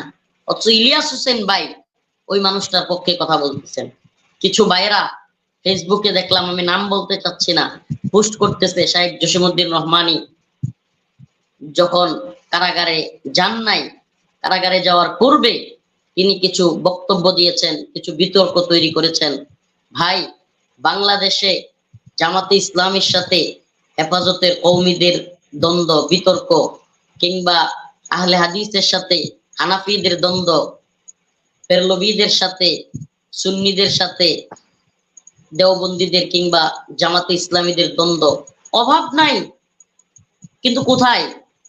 আমরা কি এই সমস্ত দ্বন্দ্বের কারণে সে যেই পন্থী আলেম হোক, আমরা কি সেই সমস্ত আলেমদেরকে জালিমের কারাগারে রেখে দিব? জালিমের কারাগারে রেখে বলবো এটাই ঠিক আছে? তাহলে আপনি মনে রাখবেন, হাসিনা যদি জালিম হয়ে থাকে, আপনার এই ধ্যান ধারণার কারণে, আপনার এই বক্তব্যের কারণে আপনিও জালিম, এবং আল্লাহ পাকের কাছে আপনার জুলুমেরও বিচার হবে। এ কথা একেবারে সুস্পষ্ট বুঝতে হবে। ঠিক, যদি কোনো ইনশাআল্লাহ, ব্যক্তি ইনশাআল্লাহ, বিতর্কিত অবশ্যই হবে। কিংবা একটা বক্তব্য, আমার কথাগুলো আমি হৃদয় থেকে বলতেছি, আমার কথাগুলো অন্তর থেকে, আপনারা যারা শুনছেন এই লাইভের মাধ্যমে, আজকে এই হাসিনা সরকার বিভিন্ন মানুষকে রাজাকার ট্যাগ দিয়েছে। দিলওয়ার হোসেন সাইদি রাহিমাহুল্লাহর চিৎকার, আমার চোখের পানি চলে আসে এখনো। সন্তানের জানাজায় বাবা এসে যখন চিৎকার করে বলে ৭১-এর এক ফোঁটা বালি বা কাদা আমার গায়ে লাগে নাই, লাগে নাই, লাগে নাই, সেই মানুষটার আর্তনাদ আমরা শুনি নাই তখন। যারা, আমি তো তখন ছোট, আমরা তখনও শুনেছি, কিন্তু এই মানুষটার পক্ষে আওয়াজ তুলতে পারি নাই। আজকে জসিমউদ্দিন রহমানী হাফিজাহুল্লাহ চিৎকার করে বলতেছেন আমার জঙ্গি সংশ্লিষ্টতা, সন্ত্রাসী কার্যক্রমের সাথে আমার কোনো সংশ্লিষ্টতা নাই। আমি যদি বলি জঙ্গি কারা, এই যে জঙ্গি একটা ট্যাগ, এই ট্যাগটার মূল মিনিং কি? আমি জিহাদের পক্ষে, আল্লাহ রাসূল সাল্লাল্লাহু আলাইহি ওয়াসাল্লাম জিহাদ করেছেন, তার সমস্ত সাহাবায়ে কেরাম জিহাদ করেছেন, আমি জিহাদের পক্ষে, এটাই কি আমার জঙ্গি হওয়ার আলামত? তাহলে আমি জঙ্গি? হ্যাঁ আমি জঙ্গি, আমার রাসূল জঙ্গি, সাহাবায়ে কেরাম জঙ্গি। সুবহানাল্লাহি ওয়া বিহামদিহি।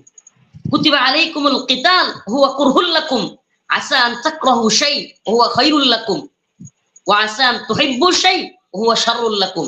আল্লাহ রাব্বুল আলামিনের সুস্পষ্ট ঘোষণা যে তোমরা, তোমাদের জন্য কুতিবা আলাইকুম, তোমাদের উপর ফরজ করা হয়েছে, লিপিবদ্ধ করা হয়েছে, আলাইকুমুল কিতাল, যুদ্ধকে এই নফসের জিহাদ বলে, কিতালকে এড়ায় যাওয়ার সুযোগ নাই।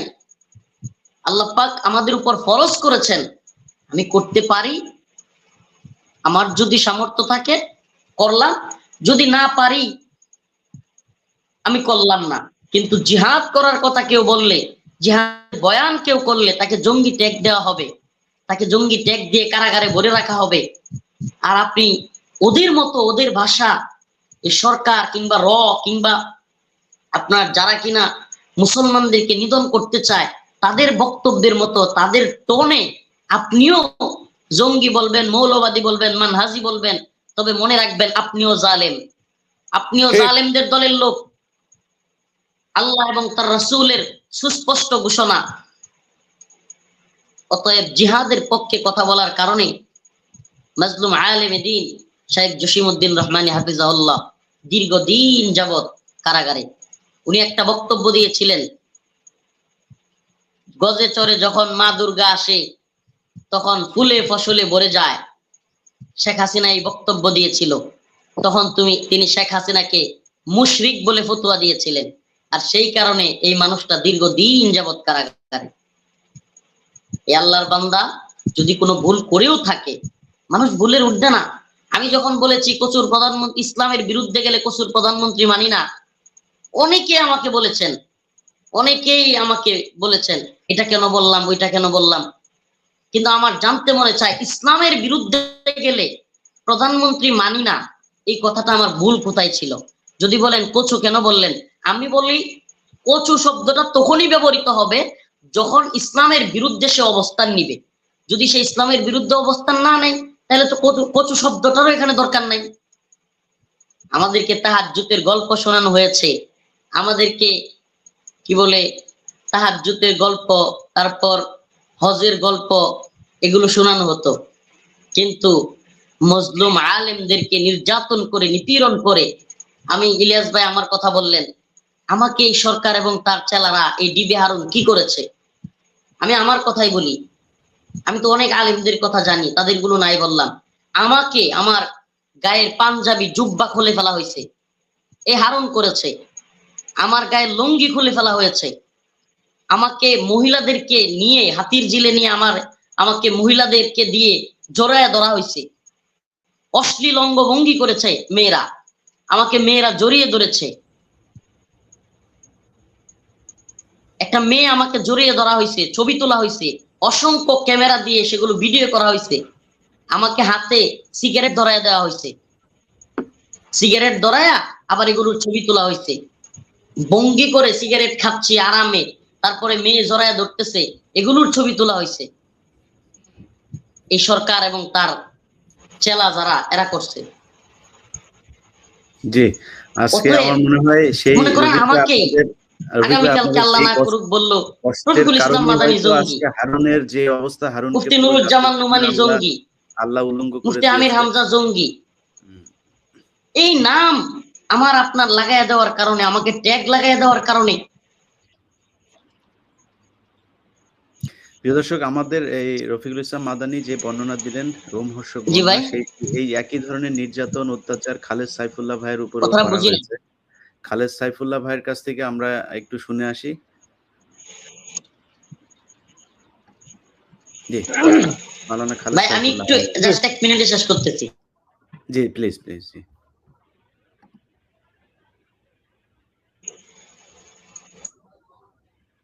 রফিক ভাই শেষ করেন আপনি। জি ভাই বলেন।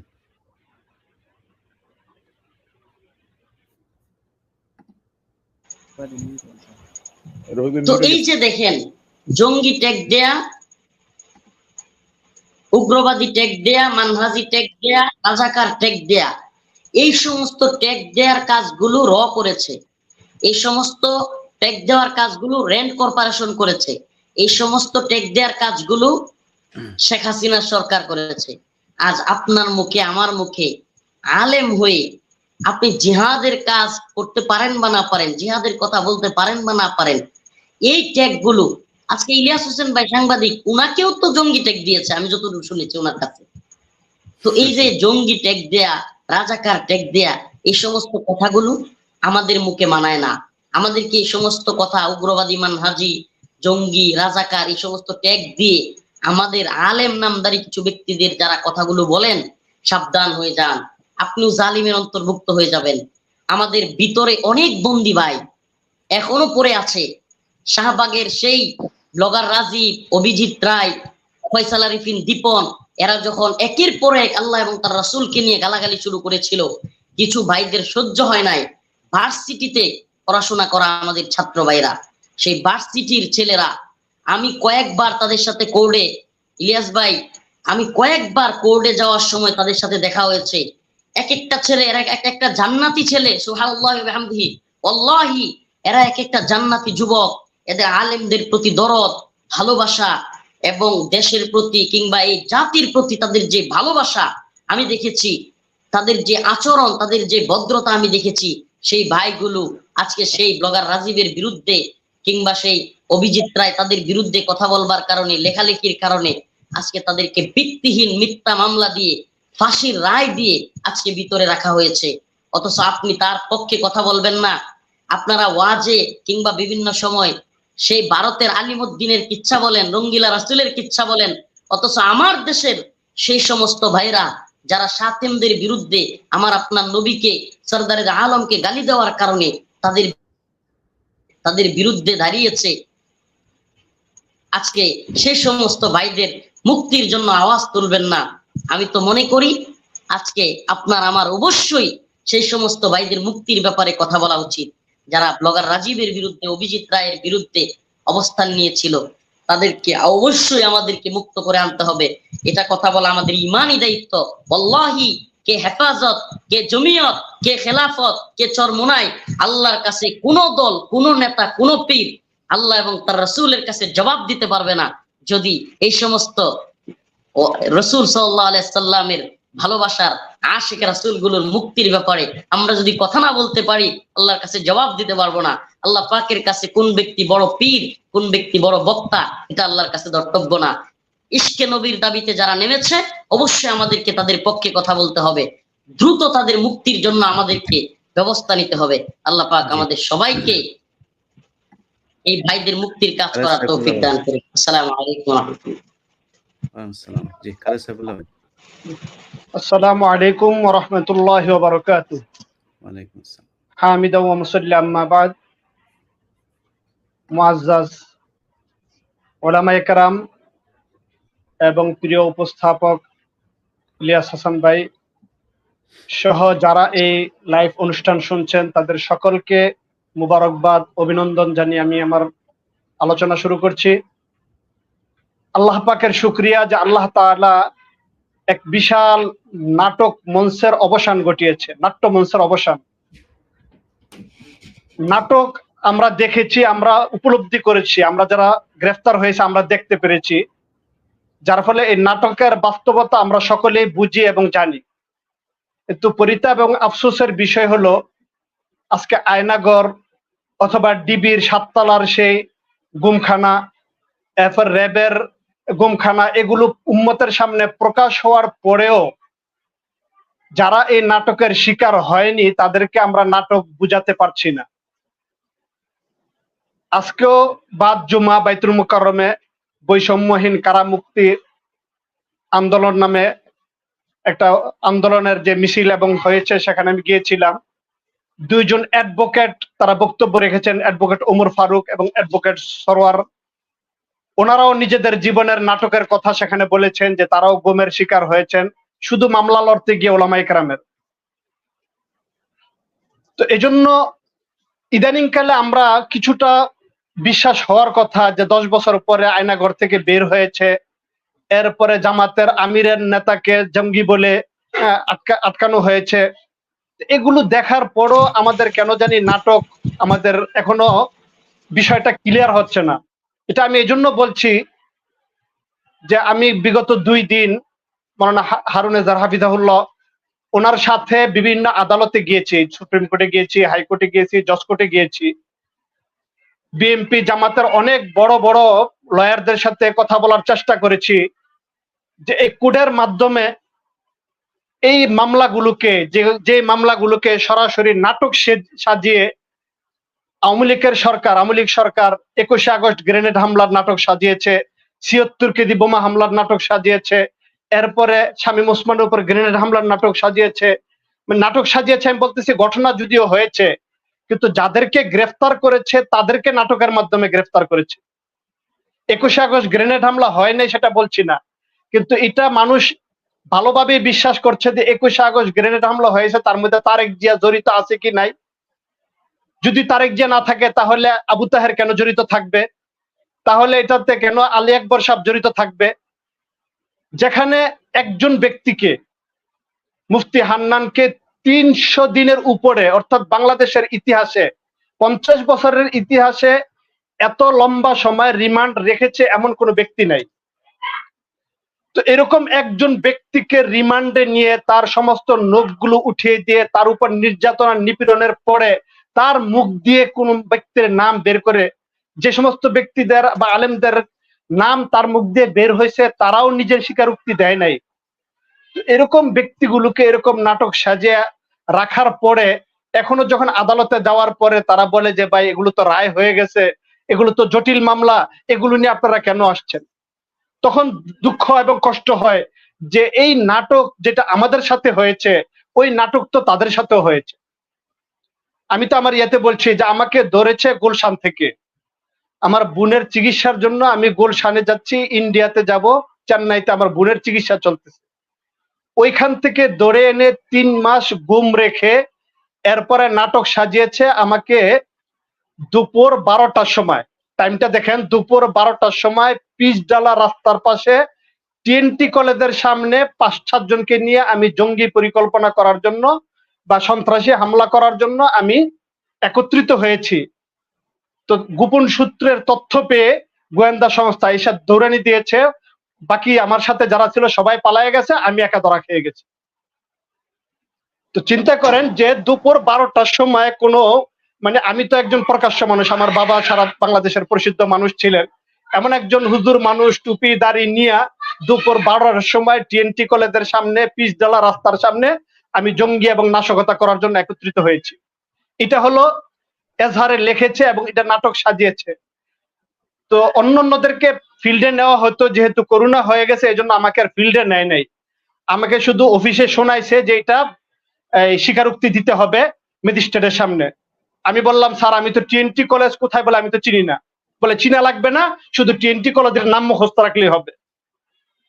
তো এইভাবে নাটক সাজিয়ে আমাদেরকে উপস্থাপন করা হয়েছে। এরপরে স্বীকারোক্তির অবস্থা দেখেন, আমি জজের সামনে গিয়েছি, ম্যাজিস্ট্রেটের সামনে গিয়েছি, ম্যাজিস্ট্রেট বলতেছে সত্য কথা বলবেন, মিথ্যা কথা বলবেন না। আমি জি ঠিক আছে স্যার, মিথ্যা কথা বলবো না, সত্য কথা বলবো। তো আমাকে জিজ্ঞাসা করছে আপনাকে কবে গ্রেফতার করেছে। আমি কই স্যাররা সাজিয়ে দিয়ে, স্যাররা বলে দিয়েছে যে গতকালকে অ্যারেস্ট করেছে। আসলে কবে করেছে? তো আমি বললাম যে আসলে 3 মাস আগে করেছে। কোথায় থেকে অ্যারেস্ট করেছে? আমি বললাম স্যাররা তো শিখাই দিয়েছে টিনটি কলেজের সামনে থেকে করেছে। তো ম্যাজিস্ট্রেট জিজ্ঞাসা আসলে কই থেকে করেছে? আমি কই গুলশান থেকে করেছে। এই যখন আসলে আসলে 2-3টা কথা বলেছি, এরপর আর আমার কোনো কথা জিজ্ঞাসাই করে নাই। সে বলে হুজুর রমজান মাস সূরা ফাতিহাটা পড়েন। তো আমি সূরা ফাতিহা পড়লাম। সূরা ইখলাসটা পড়েন। তো আমি সূরা ইখলাস পড়লাম। ঠিক আছে, সে আমার জিগা আহমদ শফি সাহেবের চিনেন কিনা, ওনার সাথে আপনার কি সম্পর্ক, ওহাবি সুন্নি কি, আমাকে এই উপহাস করে সে এগুলো জিজ্ঞাসা করতেছে। আর সে লিখতেছিল কাউন্টার টেররিজম বা সিটিটিসি যে স্বীকারোক্তি দিয়ে দিছে কম্পোজ করে, সেটা সে হাতে লিখতেছিল। তো আমি জাতির সামনে বলার উদ্দেশ্য হলো যে আজকে আমি এটার সাথে, আমার এই ঘটনার সাথে আমি যখন মিলাই, তাহলে দেখবো যে এই মাদানীনগর মাদ্রাসা থেকে একজন আলেম, বর্ষিয়ান আলেম আলী আকবর সাহেব, ওনার সাথে ওনার আরেক সুমন্দি, এবং আমরা সবাই জানি আব্দুল্লাহ আল আরাইহাদি রহিমাহুল্লাহ, উনি ইন্তেকাল করেছেন। আমি ওনার মুখে শুনেছি, আব্দুল্লাহ আল আরাইহাদি রহমতুল্লাহ মুখে শুনেছি যে ওনাদের 3 জনকে একসাথে অ্যারেস্ট করেছে, একসাথে অ্যারেস্ট করেছে। তো চাপের মুখে উনি সহজ সরল ছিলেন, এবং ওনার মুখের স্বীকারোক্তি যে আব্দুল্লাহ ওয়াল সাহেব জিন্দিগিতে রমনা বটমূল কোথায় এটা চিনতই না, কিন্তু ওনাকে রমনা বটমূলের একজন স্বীকারোক্তিমূলক ওনাকে আসামি বানানো হয়েছে, রাজসাক্ষী নাকি বলে এরকম বানানো হয়েছে। তো আব্দুল্লাহ ওয়াল সাহেব আমাকে নিজে বলেছেন যে এই আলী আকবর সাহেব উনি ওনাকে রমনা বটমূল কি বলে ওই জায়গার উনি জিন্দিগিতে চিনতেন না। তো এরকম একজন আলেম নিয়ে গেছে 2 জনকে, উনি ওই চাপের মুখে তারা স্বীকার করে নাই, এজন্য কয়েকদিন পরে জেল খেটে ওনারা জামিন পেয়ে গেছেন। কিন্তু ওই বেচারায় সরল মনে বলেছে, ওনাকে বলেছে যে তুমি যদি স্বীকার করো তাহলে তোমাকে মামলা থেকে উদ্ধার দেওয়া হবে, ছেড়ে দেওয়া হবে। তো বেচারায় চাপের মুখে স্বীকার করছে বা বুঝছে, তাদের ধোকাবাজিতে বুঝতে পারে না, স্বীকার করছে। আজকে প্রায় 14-15 বছরের উপরে উনি জেল খাটতেছে। আকবর কমপ্লেক্সের মাওলানা আবু তাহের সাহেব, একই সেম ঘটনা। এরকম সবারই বললাম যে একজনকে যদি 300 দিনের উপরে রিমান্ড রাখে আর তার মুখ থেকে কথা বের হয়, তো সেই কথাগুলো কি হবে, বা যার নাম স্বীকার দিবে সেই তার কথাই তো বলবে।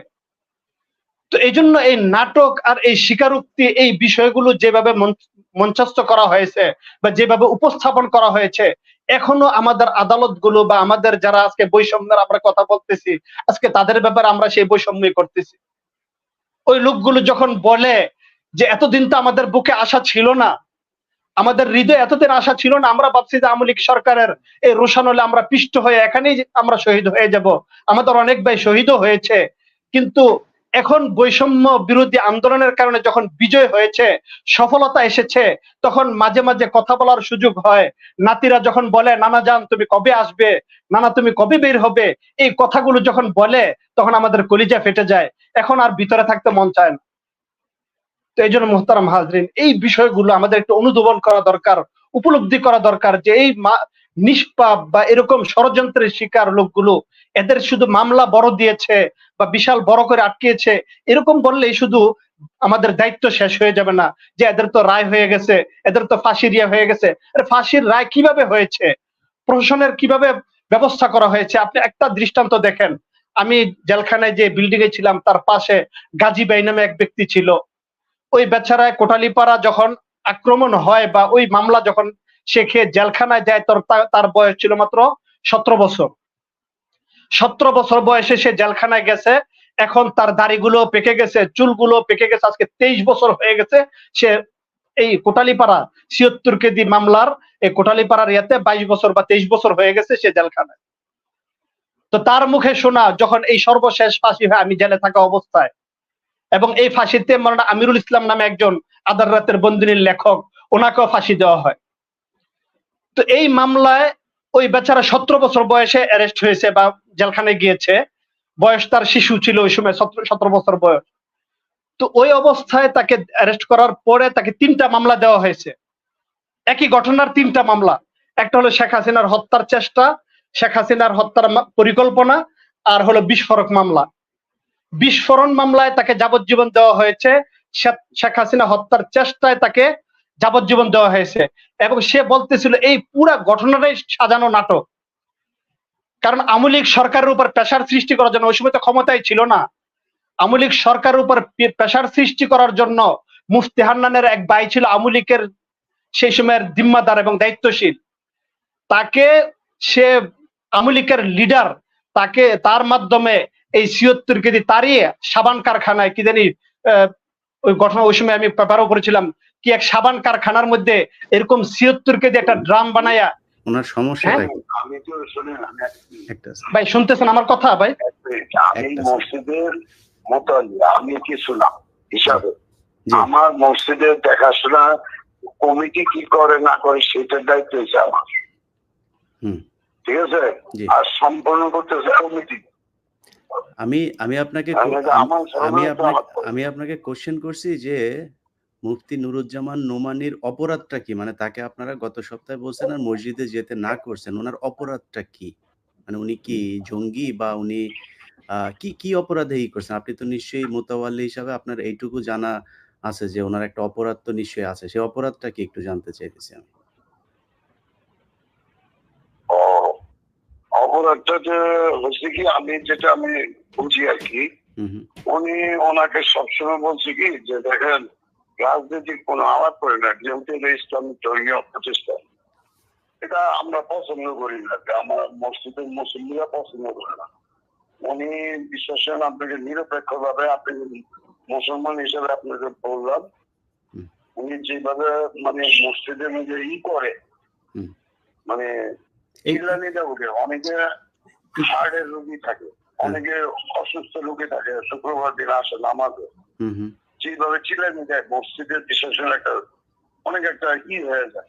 এটা নিয়ে আমাদের এই মসজিদের দু একজন কমিটির দু একজন বলছে যে দেখেন হুজুর আপনি এইভাবে চিল্লানি দিয়ে বলছেন না, আপনি নম্র ভদ্রভাবে বয়ান করেন, কোনো অসুবিধা নেই। আপনাদের এই যে 15ই আগস্ট যে আপনার বাড়ির পাশে যে এই যে নাচা গানা হয়, অনেক জোরে মাইক বাজে, ওইখানে গিয়া কোনোদিন বলছেন যে আপনাদের চিল্লানি দিলে সমস্যা হয়, ওইখানে ওই প্রতিবাদ করছেন? যে আপনি কি আলেম? আপনি পড়াশোনা করছেন কিসে? হ্যাঁ, আপনি আলেম? জি। আপনি কি মাদ্রাসায় পড়াশোনা করছেন? জি না। তো আপনি একটা বলেন তো, যে নুরুজ্জামান নোমানী সাহেব একটা কোরআনের ব্যাখ্যা দিচ্ছেন, আপনি বললেন যে রাজনীতি করে, মানে কোরআনের সাথে রাজনীতির কি পার্থক্য আছে নাকি? মানে কোরআনের রাজনীতি নাই? না। কোরআনে শাসন ব্যবস্থা নাই? কোরআনে কি রাষ্ট্রনায়ক ছিল না? মানে কোরআনটাই তো একজন রাষ্ট্রনায়ককে নিয়ে পুরো কোরআনটা, তাই না? খালি আমাদের কমিটি না, একটু বোঝার চেষ্টা করেন আপনি। আমি যেটা বলি, ওনাকে সুন্দরভাবে গত শুক্রবার, আগে শুক্রবার সরকার ফরওয়ার্ড করার আগে উনি যেভাবে চিল্লানি দিচ্ছে, এটা কিন্তু আমাদের দু একজন মসজিদ কমিটির হুজুর এইভাবে চিল্লানি দিয়ে উঠেন না, এভাবে চিল্লানি দেন না, অনেকে অসুস্থ থাকে, অনেকে হার্টের রোগী থাকে। আসলে মসজিদে কিন্তু অনেক জোরে চিল্লানি দিলে তো বিকট একটা আওয়াজ হয় চিল্লানির। আসলে বুঝেন আমার, তারপর কথাটা আমার জবাব দিই।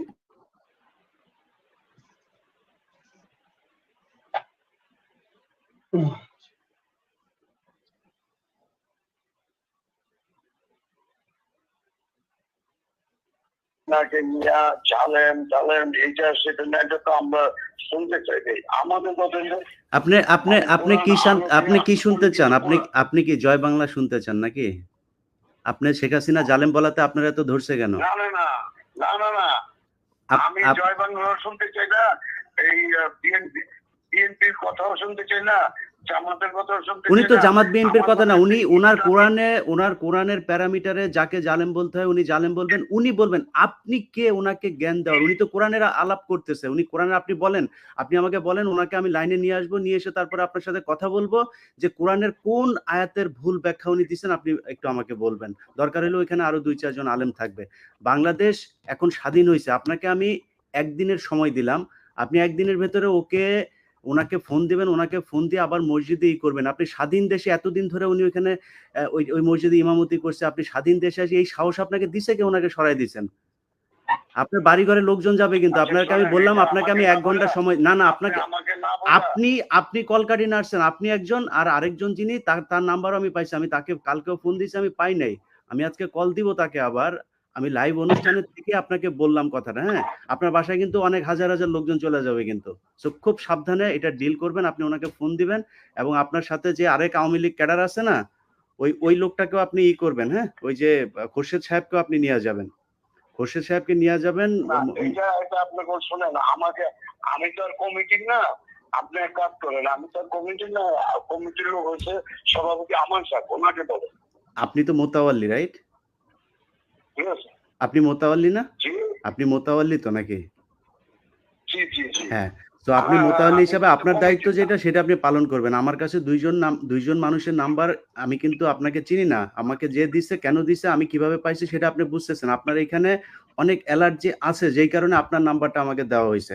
আর আপনি খোরশেদ সাহেবকেও এই কথাটা বলে দিয়েন, শেখ হাসিনার সুনাম করার জন্য একজন আলেম মসজিদের ওই মিনারে বসে না, হ্যাঁ?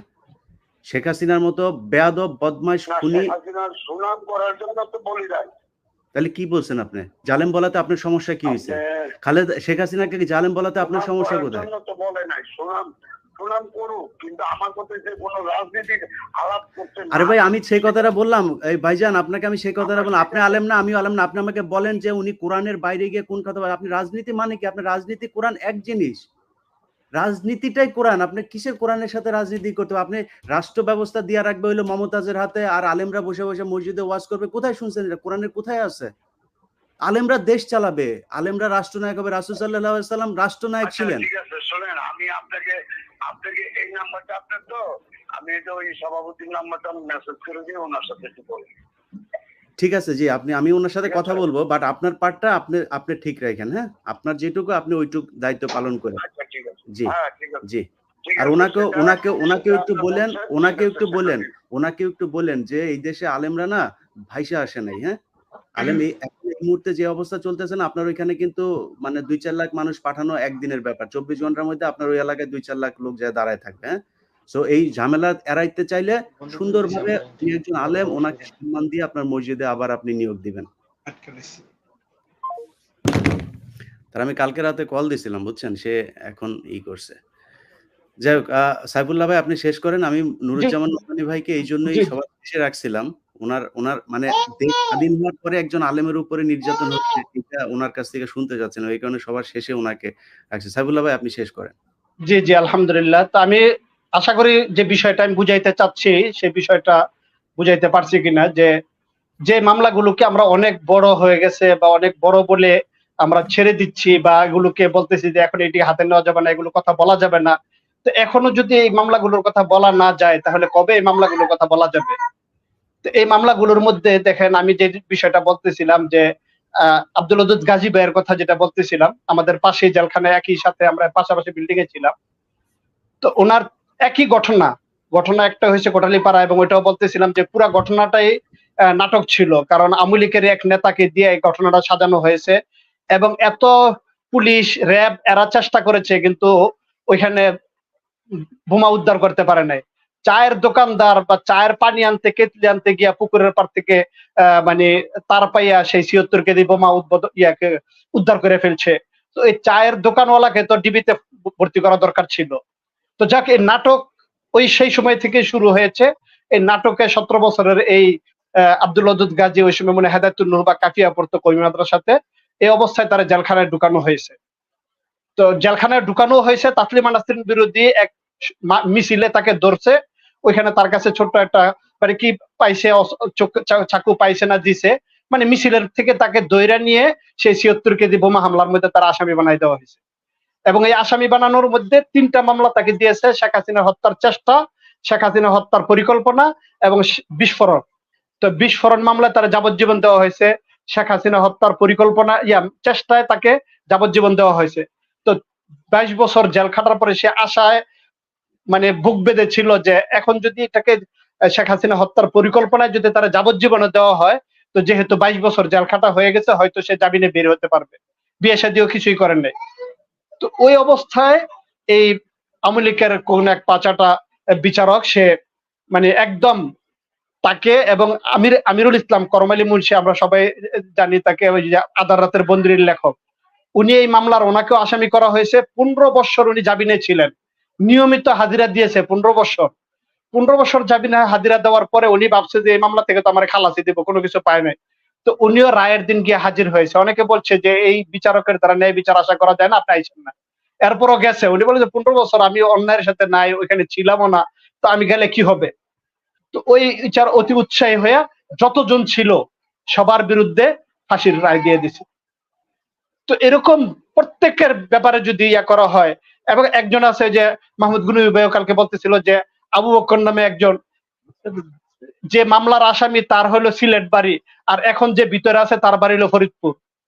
যেমন দেলোয়ার হোসেন সাইদির মামলা একই তো হয়েছে, দেলু রাজাকার আর কই হলো দেলোয়ার হোসেন সাইদি, সব মিলে মানে কেউ বলার নাই, এরা যেভাবে সাজায় দিবে এইভাবে এটাকে আদালতের সামনে পেশ করা হবে এবং এটাকে সত্য বাস্তবায়ন করতে হবে। তো এই জন্য এরকম মিথ্যা এবং বানাওয়াট মামলায় যারা 10 বছর 20 বছর 25 বছর যাবৎ জেলখানায় আছে, এদের মুক্তি কিভাবে চাইলে হবে আমি আসলে বুঝতে পারছি না। কারণ কোর্টের দুয়ারে যাইলেও হচ্ছে না, সমন্বয়কারীদের সাথে যোগাযোগ করেও হচ্ছে না, এবং মানে মিছিল মিটিং করেও তো ওইভাবে দাবি আদায় কতটুকু সম্ভব।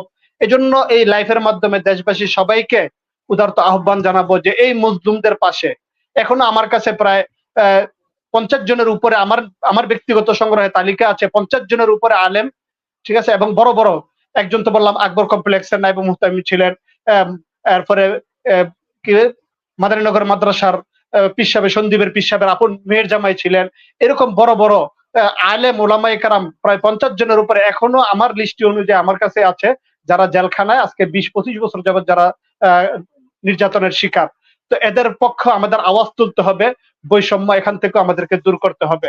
তো আল্লাহ সুবহানাহু ওয়া তাআলা, আমি এদিকে সেদিক বললাম না, মূল বিষয়টা বললাম যে এই লোকগুলোকে মুক্ত করার জন্য আমাদের জান মাল অর্থ যা লাগে, এবং ইলিয়াস হাসান ভাইকে ধন্যবাদ জানাবো যে মিডিয়ার মাধ্যমে সমস্ত দিক থেকে আমাদের আওয়াজ তুলতে হবে যে এই মজলুমদেরকে মুক্ত করতে হবে।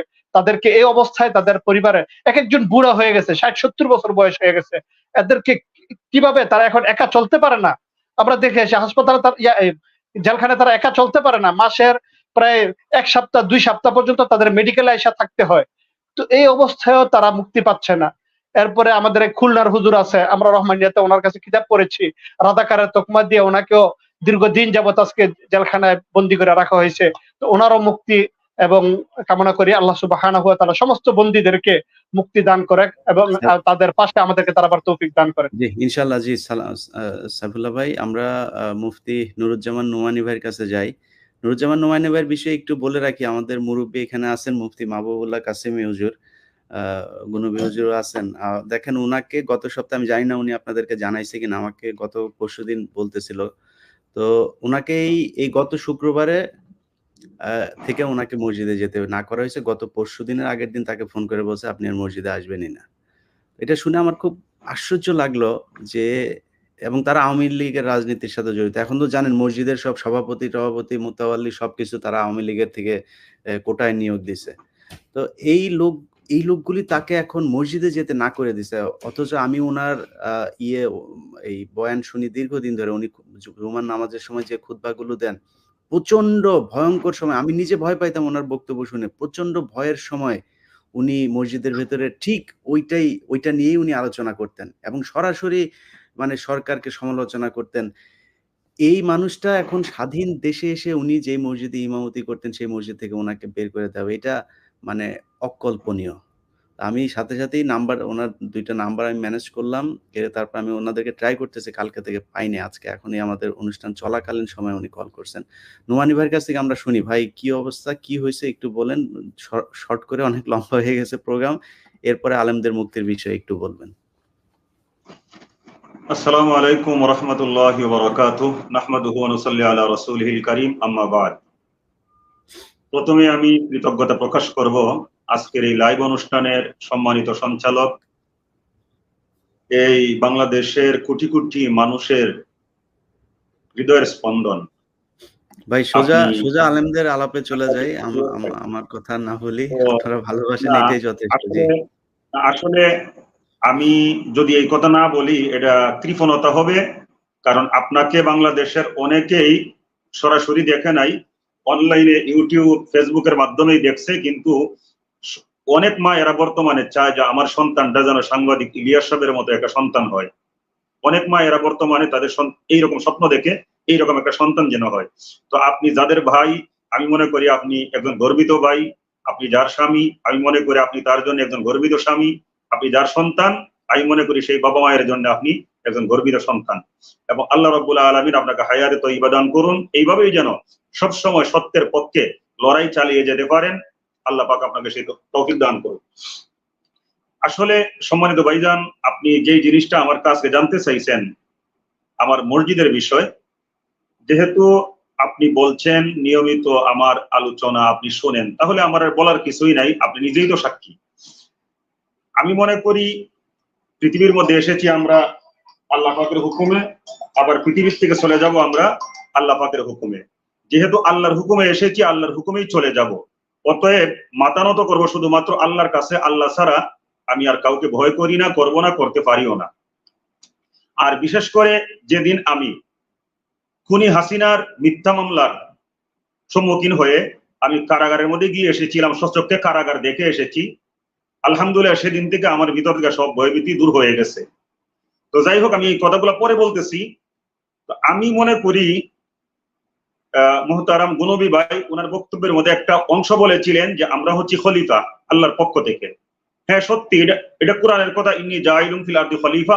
আল্লাহ রাব্বুল আলামিন আমাদেরকে প্রতিনিধি হিসাবে পৃথিবীর মধ্যে প্রেরণ করেছেন। তো প্রতিনিধির কাজ হচ্ছে অবশ্যই আল্লাহর বিধান মেনে চলা, আল্লাহর হুকুম সবাইকে জানিয়ে দেওয়া, জমিনের মধ্যে আল্লাহর দ্বীন কায়েম করা। তো আমি যদি এই জায়গার মধ্যে কিঞ্চিত পরিমাণও কৃপণতা করি, আমাকে জাহান্নামের আগুন থেকে কে রক্ষা করবে? আল্লাহর আযাব থেকে আমাকে কে রক্ষা করবে? এই যে খুনি হাসিনা স্বৈরাচারিণী, সে এই দেশের মধ্যে ক্ষমতার স্বপ্ন দেখেছিল শুধুমাত্র তার বাবার হত্যার প্রতিশোধ নেওয়ার জন্য। এই দেশের মানুষকে ভালোবাসা একটা মুহূর্তের জন্যও এই হাসিনার কোনো লক্ষ্য উদ্দেশ্য ছিল না, যার প্রমাণ বিগত দিনে আমরা দেখেছি। আমি লম্বা কোনো কথা বলবো না, যেহেতু আমার সম্মানিত উলামায়ে কেরামগণ ভাইয়েরা অনেক সুন্দর সুন্দর কথা বলেছেন। আমি অল্প কথার মাধ্যমে শুরুতে খুনি হাসিনার ব্যাপারে আমি একটা পরিচয় দিয়ে দিব। এই পৃথিবীর মধ্যে অসংখ্য নবী রাসূলদেরকে সেই সময়কার স্বৈরাচাররা হত্যা করেছিল। যেমন কোরআনে এসেছে, ইন্নাল্লাযীনা ইয়াকফুরুনা বিআয়াতিল্লাহি ওয়া ইয়াকতুলুনা নাবিয়িনা বিগাইরি হক ওয়া ইয়াকতুলুনা আল্লাযীনা ইয়া'মুরুনা বিল কিসতি মিনান নাস। তো সেই যুগে নবী রাসূলদেরকে হত্যা করছে।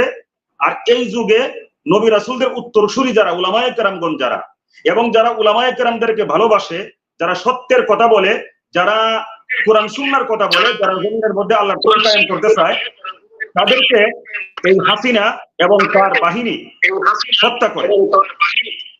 তাইলে আমরা দেখতে পাই মিলাইলে যে নবী রাসূলদেরকে যারা হত্যা করছে তারা যেমন কেউ কাফের। আমার কথা কি বোঝা যাইতেছে? জি বলেন, জি বলেন। জি, নবী রাসূলদেরকে যারা হত্যা করেছিল, আল্লাহ যেহেতু কোরআনে বলছে তাদের পরিচয় তারা কাফের, সেই নবী রাসূলদের উত্তরসূরি যারা উলামায়ে কেরামগণ এবং ইসলামপন্থীদেরকে যারা এই যুগে হত্যা করছে এবং নির্যাতন করছে, গুম করছে, তারপর বছরের পর বছর বিনা অপরাধী বানায় কারাগারের মধ্যে তাদের জীবনটা শেষ করে দিয়েছে, আমি মনে করি খুনি হাসিনা এবং তার অনুসারী যারা আল্লাহর কোরআনের ফতোয়া অনুযায়ী তারাও কাফের।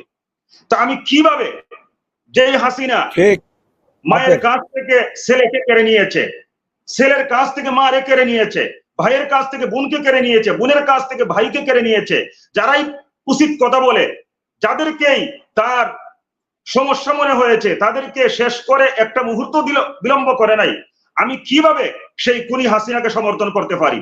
তাকে সমর্থন করার মতো কোনো পয়েন্ট আমি তার কাছে খুঁজে পাই না। তো আমার দায়িত্ব ছিল, ওয়াজের মঞ্চে হোক বা মসজিদের মিম্বরের মধ্যে হোক, আল্লাহর পক্ষ থেকে উলামায়ে কেরামদের উপরে ডিউটি, এমনকি আমার উপরে ডিউটি মানুষকে সত্য জানিয়ে দেওয়া।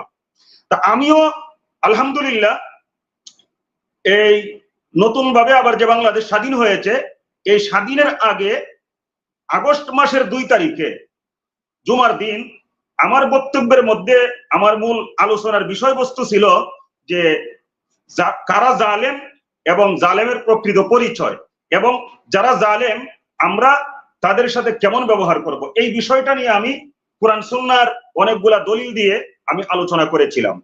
এখন এই খুনি হাসিনাকে আমি যেমন পছন্দ করি না, এই দেশের মানুষেরাও পছন্দ করে না। আপনি খবর নিয়ে দেখেন, এই দেশের মধ্যে যাদেরকে সংখ্যালঘু বলে, আমাদের সম্মানিত হিন্দু ভাইয়েরা, খ্রিস্টান ভাইয়েরা, হিন্দু খ্রিস্টানরাও এই হাসিনার উপরে ভরসা করতে পারে না, তার ভালোবাসে না। সেই সত্যটা প্রকাশ করার জন্য আমি মসজিদের মিম্বরের মধ্যে বলেছিলাম, প্রতিধ্বনি হইতেছে মনে হয় ভাই, কথা বোঝা যাইতেছে তো? ভাই বলেন, ওই যে আমাদের কাসিমি হুজুরের মাইকটা মাঝে মধ্যে অন হয়ে যাচ্ছে, এই কারণে সমস্যা ছিল। আপনি বলেন, এখন বলেন। আপনারা দয়া করে সবাই আপনাদের মাইকটা একটু মিউট করে রাখেন। হ্যাঁ, এখন বলেন। এখন আমি জুমার দিন আগস্ট মাসের 2 তারিখে আমি জালেমদের বিষয়ে আলোচনা করতে যাইয়া বারবার বলতেছিলাম 1971 সালে আমার দেশের মায়েরা, বাবারা, ভাইয়েরা, বোনেরা দেশকে স্বাধীন করবার জন্য যারা রক্ত দিয়েছে, জীবন দিয়েছে, নির্যাতিত হয়েছে, এবং এর বিনিময়ে আমরা যে স্বাধীনতা পেয়েছিলাম সেই স্বাধীনতার সুফল আমরা ভোগ করতে পারি নাই। সেই স্বাধীনতার সুফল ভোগ করেছে শেখ মুজিব, তার কন্যা হাসিনা এবং সেই ফ্যামিলি এবং তাদের দল আওয়ামী লীগ। বাকি আমাদের সবাইকে তারা তাদের গোলাম বানিয়ে রেখেছিল, আমাদেরকে কথা বলতে দেয় নাই। আমরা যখন রাস্তা দিয়ে পথ অতিক্রম করি, ডাইনে বামে সামনে পিছনে চতুর্দিকে আমাদেরকে তাকায়া আমাদেরকে পথ চলা লাগতো যে কোনো সমস্যা আছে কিনা। কোনো কথা বলতে গেলে আমাদেরকে অবশ্যই মানে হিসাব নিকাশ করতাম যে আমার কথাগুলা কেউ শুনতেছে কিনা। তার মানে আমরা পরাধীন ছিলাম এই হাসিনার কাছে এবং আওয়ামী লীগের কাছে। তো আমি বারবার বলতেছিলাম যে আমাদেরকে আবার স্বাধীন হতে হবে, আমাদেরকে এই দেশটাকে আবার স্বাধীন করতে হবে। তাই ছাত্র জনতা যে আন্দোলনের ডাক দিয়েছে, সেই আন্দোলনের মধ্যে আমাদের সবাইকে সম্পৃক্ত রাখতে হবে, কারণ এখনোই সুযোগ, এখনোই সময় স্বৈরাচারীর কাছ থেকে আমাদের দেশকে স্বাধীন করতে হবে। তো আমার অপরাধ ছিল সেদিন আমি এই কথাই বলেছিলাম যে বিএনপির নেত্রী বেগম খালেদা জিয়া একজন অসুস্থ মানুষ, উনাকে চিকিৎসার পর্যন্ত সুযোগ দেওয়া হইতেছে না। উনিও মামলার অপরাধী, খালেদা জিয়ার বিরুদ্ধেও মামলা ছিল, হাসিনার বিরুদ্ধেও মামলা ছিল, কিন্তু হাসিনা তার ক্ষমতার মধ্যে আসা তো তার সব মামলা শেষ করে দিয়েছে, অথচ খালেদা জিয়ার মামলাগুলো রাইকা উনাকে তিলে তিলে শেষ করতেছে। এটা কেমন গণতন্ত্র বা আমরা কেমন গণতান্ত্রিক অধিকার ভোগ করতেছি? এই সত্য কথাগুলো বলতেছিলাম। এখন মানুষকে আমি তো বলি নাই যে আপনারা চিৎকার করেন, প্রত্যেকটি মানুষ আমার প্রত্যেকটা কথা, প্রত্যেকটি মুসল্লি আমার প্রত্যেকটি কথা সমর্থন করতে গিয়ে ওনারা মানে চিৎকার মেরেছে, তারা সমর্থন করেছে। তো এইটা তো কোনো অপরাধ হইতে পারে না। আমি এই বক্তব্যটা দেওয়ার পরে আমি যখন বলতেছিলাম দেশটাকে আবার স্বাধীন করতে হবে, আমাদেরকে স্বৈরাচারের বিরুদ্ধে আমাদেরকে যুদ্ধ করতে হবে, স্বৈরাচার মুক্ত বাংলাদেশ গড়তে হবে, মূলত এটাই ছিল আমার আলোচনার মূল বিষয়। কিন্তু কোরআন সুন্নাহ ভিত্তিক আমি প্রত্যেকটা কথা দলিল দিয়ে দিয়ে আলোচনা করেছিলাম। সেদিনকার আলোচনা আমার প্রত্যেকটা জমার নোট আছে এবং আগস্টের 2 তারিখের আলোচনার নোটও আমার কাছে আছে। আমি শুধুমাত্র আমি কোরআন সুন্নাহর কোনো কিছু বলবো না, জাস্ট নোটটা দেখাই দিলাম। এই যে দেখেন উনি যে অভিযোগ করছেন সেটা হচ্ছে যে আপনি এত জোরে চিল্লাইছেন যে মানুষের হার্টের রোগী টোগী নাকি ওনার কাছে কমপ্লেইন করে ফেলছে। সো এটা যে মানে এটা যে একটা শয়তানি সেটা তার কথাতেই বোঝা যাচ্ছিল। যাই হোক, আমরা আপনার এটার বিষয়ে আর বিস্তারিত আলোচনায় না যাই, আলেমদের মুক্তির ব্যাপারে একটু কিছু বলেন। জি জি, তো ইলিয়াস ভাই আমি 1 মিনিটের মধ্যে এই কথাটা শেষ করে দিচ্ছি। জুমার নামাজের পরে এই মসজিদ কমিটির যুগ্ম সাধারণ সম্পাদক খুরশেদ নামে আওয়ামী লীগের একজন লোক, মুতাওয়াল্লির ছোট ভাই, আমাকে ডাক দিল, হুজুর আসেন। গেলাম, ডাইরেক্ট বলতেছে আপনি আগামী জুমার থেকে আর আসবেন না। তো আমি হাসি মুখে বললাম ঠিক আছে আলহামদুলিল্লাহ। তো বেশ কিছু মুসল্লি দাঁড়ানো ছিল, তারা বুঝতে পারছে এরকম কিছু একটা হইতে পারে। একজন মুসল্লি দাঁড়িয়ে বলল হুজুরের অপরাধ কি? হুজুর তো কোরআন সুন্নাহর বাইরে একটা কথাও বলে নাই, কেন হুজুর আসবে না?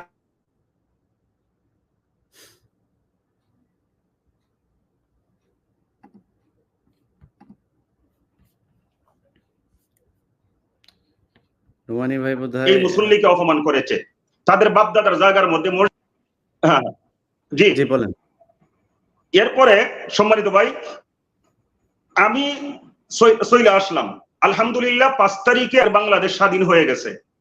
এরপরের জুমার মধ্যে আমি গেলাম, যাওয়ার পরে আমরা এখন যে স্বাধীনতা অর্জন করেছি আমাদের কি করণীয়? আমাদের স্বাধীনতা ধরে রাখতে হবে, কোনো সংখ্যালঘুদের উপর আক্রমণ করা যাবে না, তাদের মন্দিরে গির্জা আক্রমণ করা যাবে না, এগুলো আমরা পাহারা দিব। এমনকি যারা নিরপরাধ তাদের সাথে আমরা খারাপ ব্যবহার করব না, কিন্তু যারা প্রকৃত অপরাধী, যারা উলামায়ে কেরামদেরকে নির্যাতন করেছে, ভালো মানুষকে নির্যাতন করেছে, আমি বলেছিলাম গত জুমাতে যে অবশ্যই তাদেরকে ছাড় দেওয়া হবে না, কিন্তু আমরা নিজেরা না, তাদেরকে আইনের হাতে সুপর্দ করে দিব। এটা ছিল গত জুমার আলোচনার বিষয়। এখন মুসল্লি কেন চিৎকার মারলো, মুসল্লি কিভাবে সমর্থন করলো, এটা তো আমার কথা না। এখন কে হার্টের রোগী, ওই কুরশেদ সাহেব বলছিল যে উনি নাকি হার্টের রোগী। আমি বললাম আমিও তো হার্টের রোগী, আমি যখন কথা বলছি, আমি কথা বলি, আমি কোন জায়গার মধ্যে ছিলাম আমি নিজেও জানি না, এটা একমাত্র আল্লাহ পাক ভালো জানেন। আমারও জজবা আসে, মুসল্লিদেরও জজবা আসে। আমি তো আপনারা খুশি করবার জন্য এই মিম্বরের মধ্যে বসি নাই, এবং সবসময় বলি যেদিন থেকে এই মিম্বরে হক কথা বলতে পারবো না, আল্লাহর কসম সেদিন থেকে আমি এই মিম্বরের মধ্যে বসতে চাই না। যাই হোক, এই কথা আমি শেষ করে দিলাম। এরপরে মনে করেন গত জমা পড়ায় আসলাম, কেউ সামনে আসলো না। গত 2 দিন আগে হঠাৎ করে আমাকে, গত 2 দিন আগে না, কালকে বৃহস্পতিবার গেছে, আমাকে ফোন করে বলতেছে আমি যেন আর না যাই। এরপর একটা আমি আর আপাতত বলতে চাই না, আমার তো আজকে যাইতে দেই নাই। তো এখন কথা হচ্ছে ভাইজান, এই দেশটা কারো কাছে বিক্রি করা না, আমরা গোলামির জীবন যাপন করতে চাই না, আমরা সত্য কথা বলবো, হক কথা বলবো। এতে যদি জীবনও চইলা যায়, আমি তখন কারাগারের মধ্যে ছিলাম, আজকে যাদেরকে জঙ্গিবাদের তকমা দিয়া, আজকে যাদেরকে বছরের পর বছর কারাগারে নির্যাতন করতেছে, যাদেরকে কারাগারে নেওয়ার আগে মাসের পর মাস, বছরের পর বছর গুম অবস্থায় রেখেছিল, আমি তাদের অনেকের সাথে কথা বলেছি। বিশেষ করে জসিমউদ্দিন রহমানী ভাই, ওনার সাথে কারাগারে থাকা অবস্থায় আমি যখন হাই সিকিউরিটি কাশিমপুর ছিলাম, তখন মেডিকেলে এই যে গুনবী ভাই সাক্ষী, গুনবী ভাইয়ের সাথে, রহমানী ভাইয়ের সাথে, ওনাদের সাথে আমাদের সাক্ষাতের সুযোগ ছিল কারাগারের মেডিকেলে। তো আমরা অনেক কথাবার্তা বলতাম, ওনারাও মজলুম, আমরাও মজলুম। ওনাদেরকে ঢুকাইছিল জঙ্গিবাদের মামলায়, আর আমারে ঢুকাইছিল হেফাজতের মামলায়। তো রহমানী ভাইয়ের সাথে আমি অনেক কথা বলেছি। তো রহমানী ভাই তো অবশ্যই মুক্তি চাই, আমি গতকালকেও পোস্ট করেছি, কয়েকদিন আগেও পোস্ট করেছিলাম, এবং আমার জায়গা থেকে হারুন ইজহার ভাই সহ আরো যত আলেম উলামা আছে, আমি অনেকের কাছেই পার্সোনাল করেছি যে আপনারা রহমানী ভাইকে মুক্তির ব্যবস্থা করেন না কেন। আমি মনে প্রাণে চাই রহমানী ভাই সহ আরো যত আলেম আছে, আল্লাহ পাক যেন তাড়াতাড়ি মুক্তির ব্যবস্থা করেন। কিন্তু যেই কথাটা আমার বলা উদ্দেশ্য, সেটা হচ্ছে এই কারাগারের মধ্যে জঙ্গিবাদের মামলায় যাদেরকে আসামি করছে, অনেকের সাথে আমার সাক্ষাৎ হয়েছে, অনেকের সাথে আমার কথা হয়েছে। তাদের সাথে যখন কথা বললাম, তখন কথা বলার সময় তাদের চেহারার দিকে তাকাইলে, তাদের বিনয়ী ভাব দেখলে, তাদের কথা শুনলে স্পষ্ট বোঝা যাইত এই লোকগুলা কোনোদিন জঙ্গি হতে পারে না, এই লোকগুলা কোনোদিন দেশদ্রোহী হতে পারে না, এই লোকগুলা কোনোদিন দেশের ক্ষতি, মানুষের ক্ষতি করতে পারে না। তো এইরকম ভাবে আজকে কারাগারের মধ্যে অনেক উলামায়ে কেরামগণ, শুধু উলামায়ে কেরামগণ না, উলামায়ে কেরামগণ ছাড়া জেনারেল শিক্ষায় শিক্ষিত অনেকেই আছে, উলামায়ে কেরামগণ নির্যাতিত, জেনারেল লোকজন নির্যাতিত, এমনকি অনেক অমুসলিম ভাইয়েরা আছে, তারাও নির্যাতিত। এক কথায় হাসিনা যাদেরকে দেখতে পারে না, হাসিনা যাদেরকে সমস্যা মনে করেছে, তাদেরকে কারাগারের মধ্যে জিম্মি করে রেখেছে, যেটা আমরা এই স্বাধীন দেশের মধ্যে আশা করি না। আর আয়নাগর, আমার তোর বলার কিছু নেই, আজকে বাংলাদেশের এই সাধারণ যে মহিলারা, সাধারণ ঘরের এই মহিলারাও চিন্তা পালাইছে আয়নাগর কি। তো এখন আমি বলতে চাই, আজকে আমাদের দেশের মধ্যে যেই সমস্ত উলামায়ে কেরামগণ জেনারেল শিক্ষায় শিক্ষিত এবং অমুসলিম, যারাই হাসিনা রুশানলে পরে কারাগারের মধ্যে আছে, আজকে আমাদের বলার মতো জায়গা আছে। আজকে যে আইন আদালত আছে, আমরা একটু আস্থা রাখতে পারি। দেখেন, অন্তর্বর্তীকালীন সরকার স্বৈরাচারিণী খুনি হাসিনা যখন ফালাইছে, অন্তর্বর্তীকালীন সরকার যখন দেশের মধ্যে গঠন হয়েছে, তখন আমরা অবশ্যই একটু আশা করতে শুরু করেছি, এবং সেই আশার বাস্তবায়ন, প্রতিফলন আংশিক আমরা দেখেছি। তাৎক্ষণিকভাবে আমাদের শহীদ মীর কাসেম আলী রহিমাহুল্লাহ, উনার সন্তান ব্যারিস্টার আরমান ভাই, তারপরে শহীদ আল্লামা গোলাম আজম রহিমাহুল্লাহ, উনার সন্তান মুহতারাম আজমি ভাই, উনাদেরকে বের করা হয়েছে। তো এরপরে আরো অনেক যারা হাসিনার কাছে আসামি ছিল, উনাদেরকে ছেড়ে দেওয়া হয়েছে। তো আমরা এই মুহূর্তে আশাবাদী যে আল্লামা জসিমউদ্দিন রহমানী ভাই সহ আরো যারা নির্যাতিত আছে, অতি দ্রুত উনাদেরকেও ছেড়ে দেওয়া হোক। এক ভাই, সম্ভবত খালেদ সাইফুল্লাহ ভাই, আলোচনার মধ্যে উনি বলছিলেন যে অনেকের ফাঁসি হয়ে গেছে, অনেকের ফাঁসির রায় হয়ে গেছে, এইগুলাকে জটিল মনে করতেছে। আমার কথা হচ্ছে, যাদের ফাঁসি হয়ে গেছে তারা তো শহীদ অবস্থায় আল্লাহর জিম্মায় চলেই গেছে। আমরা তো শত চেষ্টা করে ওনাদেরকে আর ফেরত আনতে পারবো না, শুধুমাত্র দোয়া করব আল্লাহ পাক যেন ওনাদেরকে জান্নাতের সবুজ পাখি হিসেবে কবুল করেন, জান্নাতুল ফিরদাউসের মেহমান হিসেবে কবুল করেন। কিন্তু যাদের এখনো ফাঁসি কার্যকর হয় নাই, ফাঁসির রায় হয়েছে বা বিচারাধীন প্রক্রিয়ায় আছে, ফাঁসির রায় কারা দিয়েছিল? ওই বিচারপতি শামসুদ্দিন মানিকের মতো পাগল, টাউট, প্রতারক এবং হাসিনার দূষর, হাসিনার কথায় যারা চলতো যেই সমস্ত বিচারপতিরা, ওরা দিয়েছে। রাতের বেলা হাসিনা যা বলতো দিনের বেলা আদালতে তারা বাস্তবায়ন করেছে। হাসিনা যদি বলছে দিনকে রাত বলতে, ওরা দিনকে রাত বলছে। হাসিনা যদি বলতো তারা রাতকে এখন দিন বলো, তারা রাতকে দিন বলতো। তো এই সমস্ত বিচারপতিরা, বিচারের মধ্যে আস্থা রাখা যায় না। এখন যে বিচার বিভাগ আছে, আমি অনুরোধ করব এই দেশের স্বাধীন দেশের একজন স্বাধীন নাগরিক হিসাবে, এতদিন যেহেতু কথা বলতে পারতাম না, রাস্তা দিয়ে পথ চলার সময় ডাইনে বামে সামনে পিছনে তাকাইতে হতো, এতদিন যেহেতু আমি অনেক ভীত সন্ত্রস্ত অবস্থার মধ্যে ছিলাম, আজকে যেহেতু আমি নতুন ভাবে বাঁচতে শিখেছি, স্বপ্ন দেখতে শিখেছি, তাই এখনকার উপদেষ্টাগণ যারা আছেন, এখনকার আইন আদালত যারা আছে, এখনকার বিচারপতিগণ যারা আছে, আমি ওনাদেরকে এই স্বাধীন দেশের স্বাধীন নাগরিক হিসাবে আমি অবশ্যই অনুরোধ করব, আমার নির্যাতিত ভাইয়েরা কারাগারের মধ্যে রহমানি ভাই সহ যারা আছেন এবং যাদের ফাঁসির রায় হয়ে গেছে বা বিচার শেষের অবস্থায়, ওই আগের বিচার বাদ দিয়া নতুন ভাবে ওনাদের মামলাগুলো আবার পুনরায় তদন্ত করে ওনাদেরকে কথা বলার সুযোগ দিয়ে ওনাদের কথাবার্তা শুনে অবশ্যই তারা যদি নিরপরাধ প্রমাণিত হয়, অবশ্যই তাদেরকে যেন অবিলম্বে মুক্তির ব্যবস্থা করা হয়। এরপরে আসেন জসিমউদ্দিন রহমানী ভাই, গতকালকে উনি পেরোলে মুক্তি পেয়ে উনার বোনের জানাজাতে অংশগ্রহণ করেছিলেন। আলহামদুলিল্লাহ, এই অবস্থায় উনার একটা সাময়িক মুক্ত অবস্থার উনার এই বক্তব্য দেশের জনসাধারণ শোনার একটা সুযোগ পেয়েছে। তো আমি আল্লাহর দরবারে শুকরিয়া আদায় করি, এটা হচ্ছে অন্তর্বর্তীকালীন সরকারের একটা সুফল।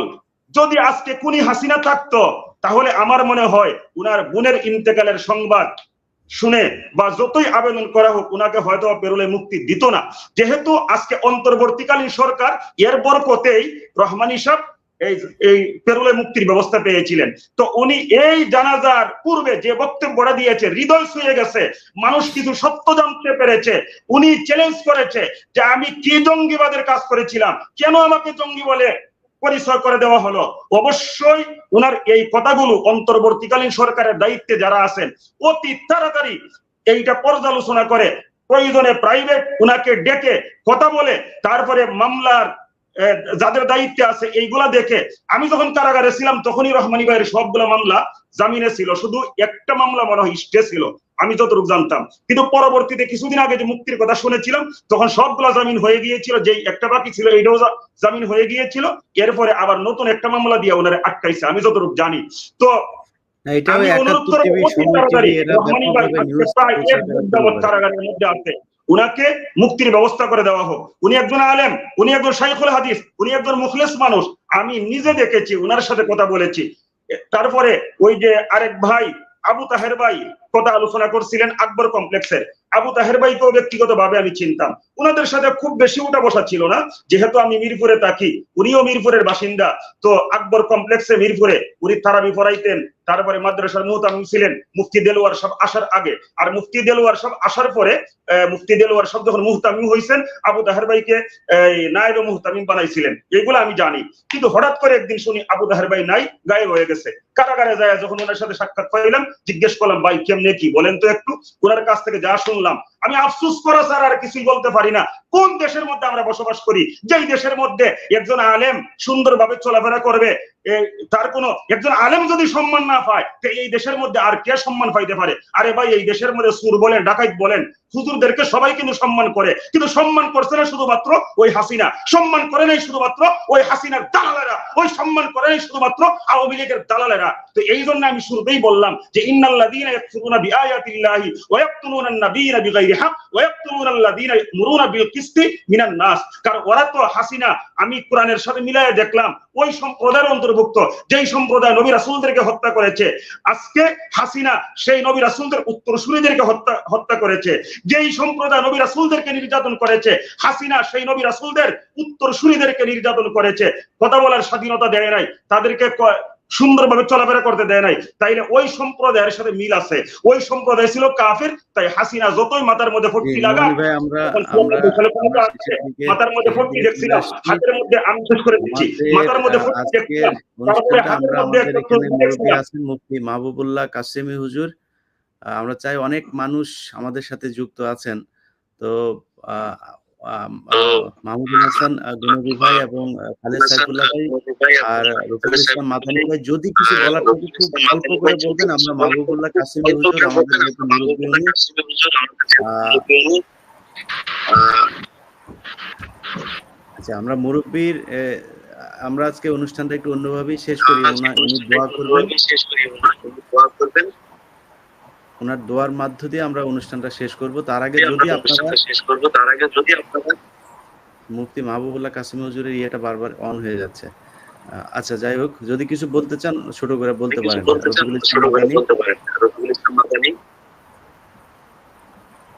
জি জি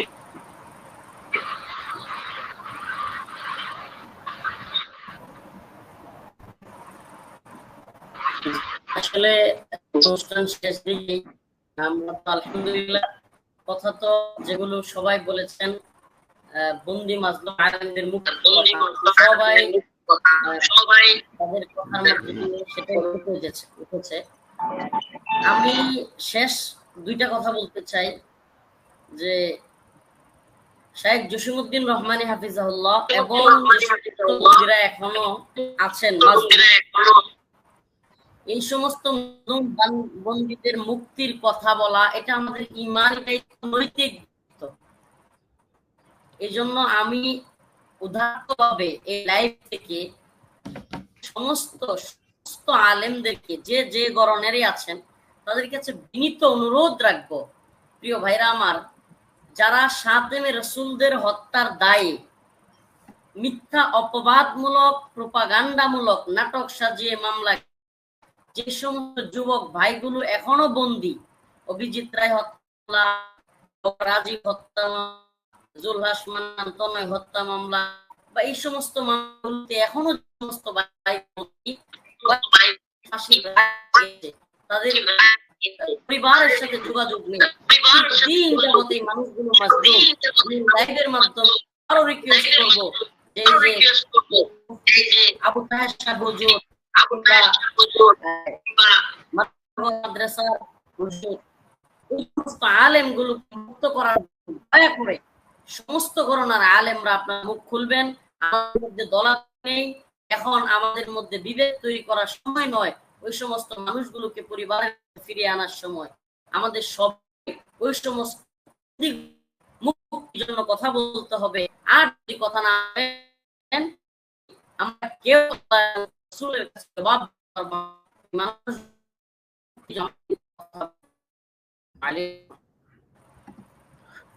গুনবী ভাই কিছু বলবেন? রফিক ভাইয়ের নেটওয়ার্কের অবস্থা খুবই খারাপ। জি শেষ করেন আপনি। জি আলহামদুলিল্লাহ, কথা তো সব এসে গেছে। আসলেই এই সমস্ত ওলামায়ে কেরামের কথা আসলে কি বলবো, যারা জেলে গেছে তারা ছাড়া অন্যরা এটা অনুভব করা সম্ভব না। যেমনি ভাবে মহিলা হয়েও কেউ যদি মা না হয়, কোনোদিন গর্ভে সন্তান ধারণ না করে, তাহলে প্রসব বেদনা কি জিনিস এটা কোনো মহিলাকে বোঝানো যাবে না। সন্তান ধারণ যে কি কষ্টের এটা কাউকে বোঝানো যাবে না। ঠিক তেমনি ভাবে জেলখানায় যারা যায় নাই, জেলখানার নির্যাতন, গুম এবং রিমান্ডের নির্যাতন যারা সহ্য করে নাই, তাদেরকে এটা বোঝানো সম্ভব না।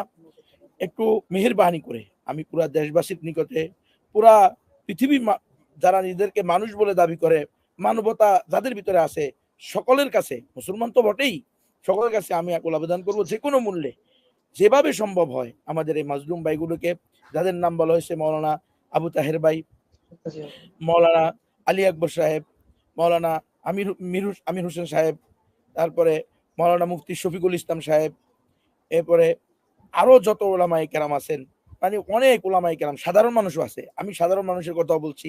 এবং এই যে ব্লগার হত্যা মামলা নামে যে মিথ্যা নাটক সাজানো হয়েছে মঞ্চ, এগুলো ঘটনা যে ঘটছে তা ঘটছে, কিন্তু যারা এর সাথে সম্পৃক্ত নাই এমন লোকটাও এখানে ঢুকায় রাখা হয়েছে। আর যদি কেউ ঘটনার সত্যে থাকেও ওই যে রফিকুল ইসলাম মাদানী ভাই তো বলেছেন যে এটা তো রসুলের মোহাব্বত, ভালোবাসা, ইশকে, এটা তাকে করতে হবে, একজন মুমিনের এটা দায়িত্ব। তো যেটাই হোক, যে কোনো ভাবে এদেরকে ছেড়ে দিতে হবে। আমরা এদের দ্রুত কল্যাণকর মুক্তি ত্বরান্বিত হোক, আল্লাহর কাছে এটাই চাই। শেখ জসিমউদ্দিন রহমানী সাহেব সহ, জসিমউদ্দিন রহমানী সাহেবের তো কিচ্ছু নেই এখন, সম্পূর্ণ শুধুমাত্র ইন্ডিয়াকে খুশি করার জন্য সে ওনাকে ধরে রাখছে। সে বহির্বিশ্ব থেকে সে টাকা পাওয়ার জন্য, তার ক্ষমতা মজবুত করার জন্য এটা করে রাখছে। কথা একটাই যে আমরা এদের মুক্তি চাই। যার যেখানে অবস্থান আছে সবাই সেটা করেন, এদের পক্ষে কথা বলেন। এদের পক্ষে যদি কথা না বলেন, ওই যে রফিক ভাই যে বলেছেন আপনি নিজে জুলুম করেন নাই, কিন্তু আপনি জুলুমের বিরুদ্ধে সোচ্চার হন নাই, মুখ খোলেন নাই, তাহলে আপনিও জুলুমকারীদের মধ্যে অন্তর্ভুক্ত হবেন। আল্লাহ তাআলা আমাদেরকে জালেম এবং মাজলুম উভয় পক্ষকে যে আল্লাহ রসুল সাহায্য করতে বলছে সেটা করার তৌফিক দান করেন, জালেমকে জুলুম থেকে বিরত রাখার মাধ্যমে সাহায্য করার তৌফিক দান করেন। আমিন। আখিরু দাওয়ানা আলহামদুলিল্লাহ। আসসালামু আলাইকুম রহমতুল্লাহ। আমি একটা কথার জি জি জি আমি একটা কথার মাধ্যমে আমার আলোচনা শেষ করছি। এটা হলো, আমরা চূড়ান্ত বিজয়ে পৌঁছে যাইনি। আমরা অত্যন্ত জুলুমের একটা পরীক্ষা থেকে সামান্য একটু প্রশস্ততা বা একটু প্রফুল্লতার দিকে আসছি, বা আমাদের এখানে এই যে লাইফে এসে কথাগুলো বলার মতো একটা সুযোগ আমাদের তৈরি হয়েছে। তো এই বিষয়টা খুব ভালোভাবে খেয়াল রাখতে হবে যে জুলুমের সময় মুনাফেকের সৃষ্টি কম হয়। মক্কার 13 বছরে মুনাফেক ছিল না, কিন্তু বদরে যখন সামান্য বিজয় এসেছে তখনই উহুদের যুদ্ধে 1000-এর মধ্যে 300 মুনাফেক তৈরি হয়ে গেছে। তো এখন আমাদের যে সময়টা, এই সময়টা হলো একটু প্রশস্ততার মধ্যে হাজারো মুনাফেকের সৃষ্টি হবে। এজন্য সমস্ত ওলামায়ে কেরামদেরকে বা আমরা যারা মানে বন্দি মুক্তির জন্য কাজ করবো, আমাদেরকে খুব ভালোভাবে স্মরণ রাখতে হবে যে আমাদের সব লাইনে কাজ করতে হবে। একজন যেন আরেকজনের বিরুদ্ধে এই কথা মনে না করে যে আমি তো এই করে ফেলতেছি, অমুকে এই করছে না। এই বিষয়টা আমাদেরকে খুব ভালোভাবে খেয়াল রাখতে হবে। মিডিয়ার মাধ্যমে কিছু ভাই কাজ করবে, কিছু ভাই মামলা লড়বে, করে যাবে, কিছু রাস্তায় মিছিল করবে এবং কিছু লবিং করবে। মানে সর্ব সাইড গুলো থেকে যারাই কাজ করবে, আমরা সকলের জন্য আন্তরিকভাবে দোয়া করব। কেউ অর্থনৈতিকভাবে সহযোগিতা করবে। তো যে যেভাবে সহযোগিতা করবে, যে যেভাবে কাজ করবে ইখলাসের সাথে, আমরা সবাই যেন একাকার হয়ে কাজ করি। একজন কাজ করি আরেকজন সমালোচনা করি, এরকম যেন না হয়। তাহলে আশা করি আমরা আমাদের লক্ষ্যে পৌঁছতে পারবো। তো আল্লাহ সুবহানাহু ওয়া তাআলা আমাদেরকে যে মূল লক্ষ্য, যে আমরা ওই সময় আনন্দিত হতে পারবো বা বুক ফুলে বা মুখ ফুলে আমরা আনন্দ প্রকাশ করতে পারবো, যখন আমাদের ওই বন্দী ভাইরাও আমাদের সাথে এসে আমরা একসাথে আমরা আনন্দ করতে পারবো। তো আল্লাহ সুবহানাহু ওয়া তাআলা আমাদেরকে সঠিক পথে, সঠিক মানহাজে আমাদেরকে মেহনত করার তৌফিক দান করেন। জি, আল্লাহুম্মা আমিন। জি, আমরা মহিবুল্লাহ কাসেমি হুজুর, আমরা চাই যে আপনি একটু দোয়া করেন। দোয়া করে আমরা অন্যভাবে অনুষ্ঠানটা শেষ করি। অনেক মানুষ আছে হয়তো, তারাও আমাদের সাথে আলেমদের জন্য দোয়া করতে পারবে। আমি বিদায় নেওয়ার আগে, আলেমরা অনেক বাংলাদেশে আলেমদের মাশাআল্লাহ সংখ্যায় অনেক বিশাল একটা অংশ, তারা আমাদের এই যারা জেলখানায় এখন বন্দী আছেন তাদের জন্য হয়তো কাজ করতে পারবেন ভেতরে থেকে, সামনে থেকে। কিন্তু একজন এই বিষয়টা নিয়ে কথা বলেছেন, বিডিআর কথিত, এই যে বিডিআর বিদ্রোহ, যেটা এই কথিত বিডিআর বিদ্রোহের সময় আমার একদিন যাওয়ার সুযোগ হয়েছিল পিলখানায়, দরবার হলে ওদের যে অস্থায়ী একটা কথিত একটা আদালত তৈরি করা হয়েছিল, সেখানেই বিচার হতো। এটা একদম মানে কি বলবো, হাসিনার আর রয়ের যৌথ উদ্যোগে তৈরি করা একটা আদালত। এখানে যেভাবে তারা চেয়েছে সেইভাবে তাদের কাছ থেকে নিয়েছে। আমার মনে আছে ওদের হাতে পায়ে এভাবে বেড়ি বেঁধে তারপরে নিয়ে আসা হতো। আমাকে একজন এই সৈনিক হবে সে সম্ভবত, আমি পাশে দিয়ে যাচ্ছিলাম। তো ওইখানে আমাদের অনুমতি ছিল না কারো বক্তব্য নেওয়া, রেকর্ড করার। খালি ওরা এখানে প্রেস রিলিজ দিত, আমরা ফুটেজ নিয়ে চলে আসতাম, এতটুকু। আর কোনো কাজ নাই। তো সেনাবাহিনী তো বুঝেনি, সেনাবাহিনী তো আইএসপিআর যা বলবে সেটা ছাড়া তার বাইরে তারা কোনো বক্তব্য দিতে চায় না। তো যেহেতু আইএসপিআর আমাকে ডাকতো, যেভাবে নির্দেশনা দিত ওইভাবেই কাজ করতে হতো। একজন এই বিডিআর এর সৈনিক, তিনি আমার পাশে দিয়ে যখন যাচ্ছিলাম, তিনি বলছিলেন যে, ভাই আপনারা কিসের জন্য সাংবাদিক হয়েছেন? আমরা কোনো দোষ করিনি, আমাদেরকে ওরা যেভাবে ইচ্ছা সেভাবে করছে, আমাদের বক্তব্য একটু তুলে ধরেন। কিন্তু আমাদের ওই বক্তব্য আসলে তুলে ধরার পারমিশন ছিল না, সেটা আমরা করতেও পারিনি। যাই হোক, ওই কথা বলার কারণে আমাকে আমার অফিসে করা হয়েছিল যে আমি কেন ওনাদের সাথে কথা বলেছি। এরপর থেকে আমাকে আর কোনোদিন ওই বিডিআর এর ওই নিউজে আমাকে পাঠানো হয় নাই। তো এই মানুষগুলোর আসলে কেউ নাই। এই মানুষগুলোর কেউ নেই। কেউ যে বলবে, তার কারো, এদের পরিবারের কয়েকজনের সাথে আমার কথা হয়েছে। যদি তাদের পরিবারের ইতিহাস শোনেন, এটা সহ্য করতে পারবে না। কারো ওয়াইফ চলে গিয়েছে আরেকজনের সাথে, কারো ওয়াইফ বিয়ে করে ফেলেছে, কারো বাচ্চা মারা গিয়েছে, কারো ওয়াইফ মারা গিয়েছে, ঘরে বাজার হয় না, দুর্বিষহ একটা জীবনযাপন করছে তার পরিবারের সদস্যরা। মানে ওই ব্যক্তির সাথে ওর পুরো পরিবারটা ধ্বংস হয়ে গিয়েছে। প্রায় ১,০০০ এর কাছাকাছি বোধহয় এখন পর্যন্ত আটক আছে। এর মধ্যে জেলখানায় মারাও গিয়েছে অনেকে, আত্মহত্যা করেছে জেলখানার ভেতরে। তো এই মানুষগুলোর জন্য বিশেষ করে বর্তমান যে সরকার এসছে, আমরা আপনাদের কাছে আমাদের অনেক প্রত্যাশা। আমার বিশ্বাস যে আপনারা এই মানুষগুলোর জন্য একটু বিশেষভাবে দেখবেন, আর আলেমদের জন্য তো অবশ্যই। সেটা যদি নির্বাহী আদেশে বা দ্রুত বিচারের মাধ্যমে যেভাবে হোক তাদেরকে খুব দ্রুত সময়ের মধ্যে এ আ মুক্ত করার জন্য সবার কাছে আমাদের অনুরোধ থাকবে। জি, গুনই ভাই কিছু বলতে চাইতেছেন নাকি? জি ভাই, আলহামদুলিল্লাহ ওই আমার এই কথাটা ছুটে গেছে। যুদ্ধ অপরাধী যে নামে রাজাকার নামে যাদেরকে ধরছে, এখানেও ভাই এক করুণ অবস্থা। আপনি যদি এদের খোঁজখবর নেন, কানেও শোনে না, চোখেও না, দেখে না। না তারাও তো আলেমদের অংশই। আমি তাদের করতে কথা পারে না। কি বলবো? জামায়াত মানে ছিল আলেম ছাড়া ভাই, জি। ওখানে আলেম ছাড়া প্রচুর লোক। ওখানে খুবই কম আলেম। অধিকাংশই আলেম ছাড়া। আপনি যদি খবর নিয়ে থাকেন, আমাদের উস্তাদ আছে যে খালেদ সাহেবুল ভাই বললেন, জামিয়া রহমানিয়ার উস্তাদ, সব জি। মুরব্বিদের উস্তাদ। এখন যারা অধিকাংশের আমাদের খুলনার হুজুর, আব্দুল হামিদ খুলনার হুজুর, একদম মিথ্যা মামলায় এদেরকেও ধরে রাখা হয়েছে, এদেরকেও যেন ছেড়ে দেওয়া হয়। জি। জি, ইনশাআল্লাহ। আচ্ছা, আমরা তো হুজুরের দোয়া করে যে শেষ করব, হুজুর তো চলে গিয়েছে। আপনারা একজন দোয়া করেন একটু, দোয়া করে আমরা বের হয়ে যাই আরকি। জি, খালেদ সাহেবুল্লাহ আড়াই হাজার করতে পারেন ইনশাআল্লাহ। মুরব্বি মানুষ। না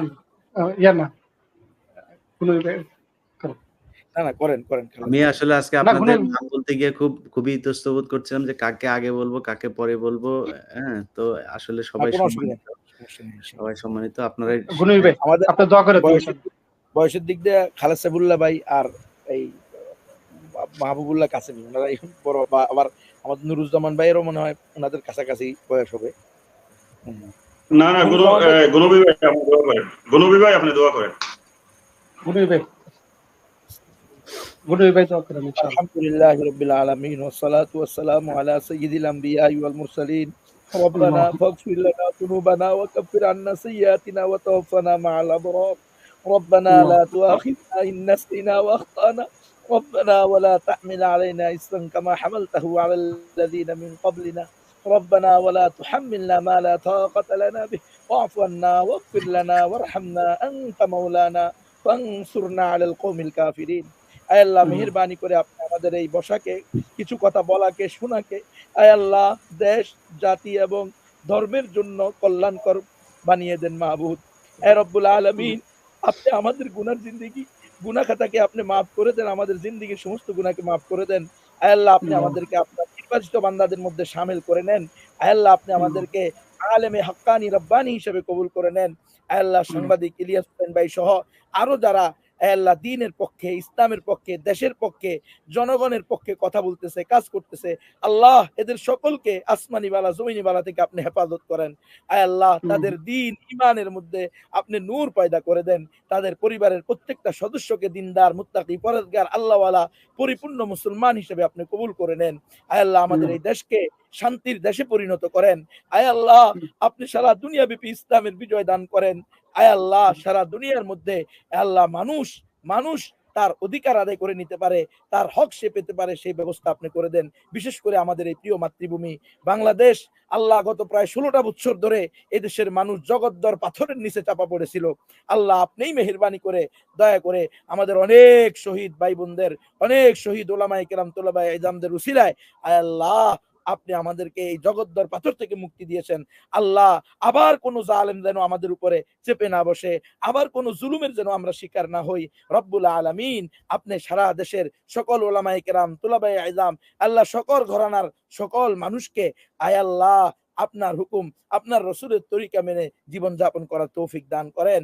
আয় রব্বুল আলামিন, বিশেষ করে আজকে যে জন্য আমরা এই অনুষ্ঠান করেছি, আয় আল্লাহ, ওলামায়ে কেরাম, তুলাবায়ে ইলম, সাধারণ মুসলমান, আয় আল্লাহ, যারা এই জালেমের জুলুমের শিকার হয়ে দীর্ঘদিন ধরে আল্লাহ জেলখানার অন্ধকার প্রকোষ্ঠে পড়ে আছে, রব্বুল আলামিন মেহেরবানি করে এদের সকলকে আপনি আল্লাহ দ্রুত কল্যাণকর মুক্তি দান করেন। যারা ক্ষমতায় আছে, যারা আইন বিভাগে আছে, আল্লাহ যে ডিপার্টমেন্টে আছে, প্রত্যেককে আপনি শুভবুদ্ধি দান করেন যেন এই মাজলুমদেরকে আল্লাহ ওলামাই কেরাম জসিমউদ্দিন রহমানী সাহেব, মাওলানা আবু তাহের সাহেব, আল্লাহ মাওলানা আলী আকবর সাহেব, মাওলানা আবু বকর সাহেব, আল্লাহ মাওলানা শফিক সাহেব সহ আরো অনেক, সবার নাম জানি না, সবার নাম বলতেও পারতেছি না এই মুহূর্তে, মনে আসতেছে না বাবু। আয় আল্লাহ, তাদের পরিবারের কাছে, তাদের সন্তানদের কাছে আমরা অপরাধী। আয় আল্লাহ, বিডিআর হত্যা মামলার যে সকল ভাইয়েরা আসামি হয়েছে, কত জুলুমের শিকার তাদের পরিবারগুলো তছনছ হয়ে গেছে আল্লাহ। হায় আল্লাহ, যুদ্ধ অপরাধী নামে, রাজাকারের নামে মামলা দিয়ে রাখছে। হায় আল্লাহ, কত বিপদের মধ্যে তাদের পরিবারগুলো পড়ে আছে। আল্লাহ, সকলকে কল্যাণকর মুক্তি দান করেন। আয় আল্লাহ, আপনি আমাদেরকে আল্লাহ মৃত্যুর সময় শাহাদাতের মৃত্যু নসিব করিয়েন, আমাদের দোয়াখানি কবুল ও মঞ্জুর করে নেন। সুবহানা রাব্বিকা রাব্বিল ইজ্জাতি আম্মা ইয়াসিফুন, সালামুন আলাল মুরসালিন, আমিন আমিন বিরহমাতিকা ইয়া আরহামার রাহিমিন। জি, আসসালামু আলাইকুম ওয়া রাহমাতুল্লাহ। ওয়া আলাইকুম সালাম।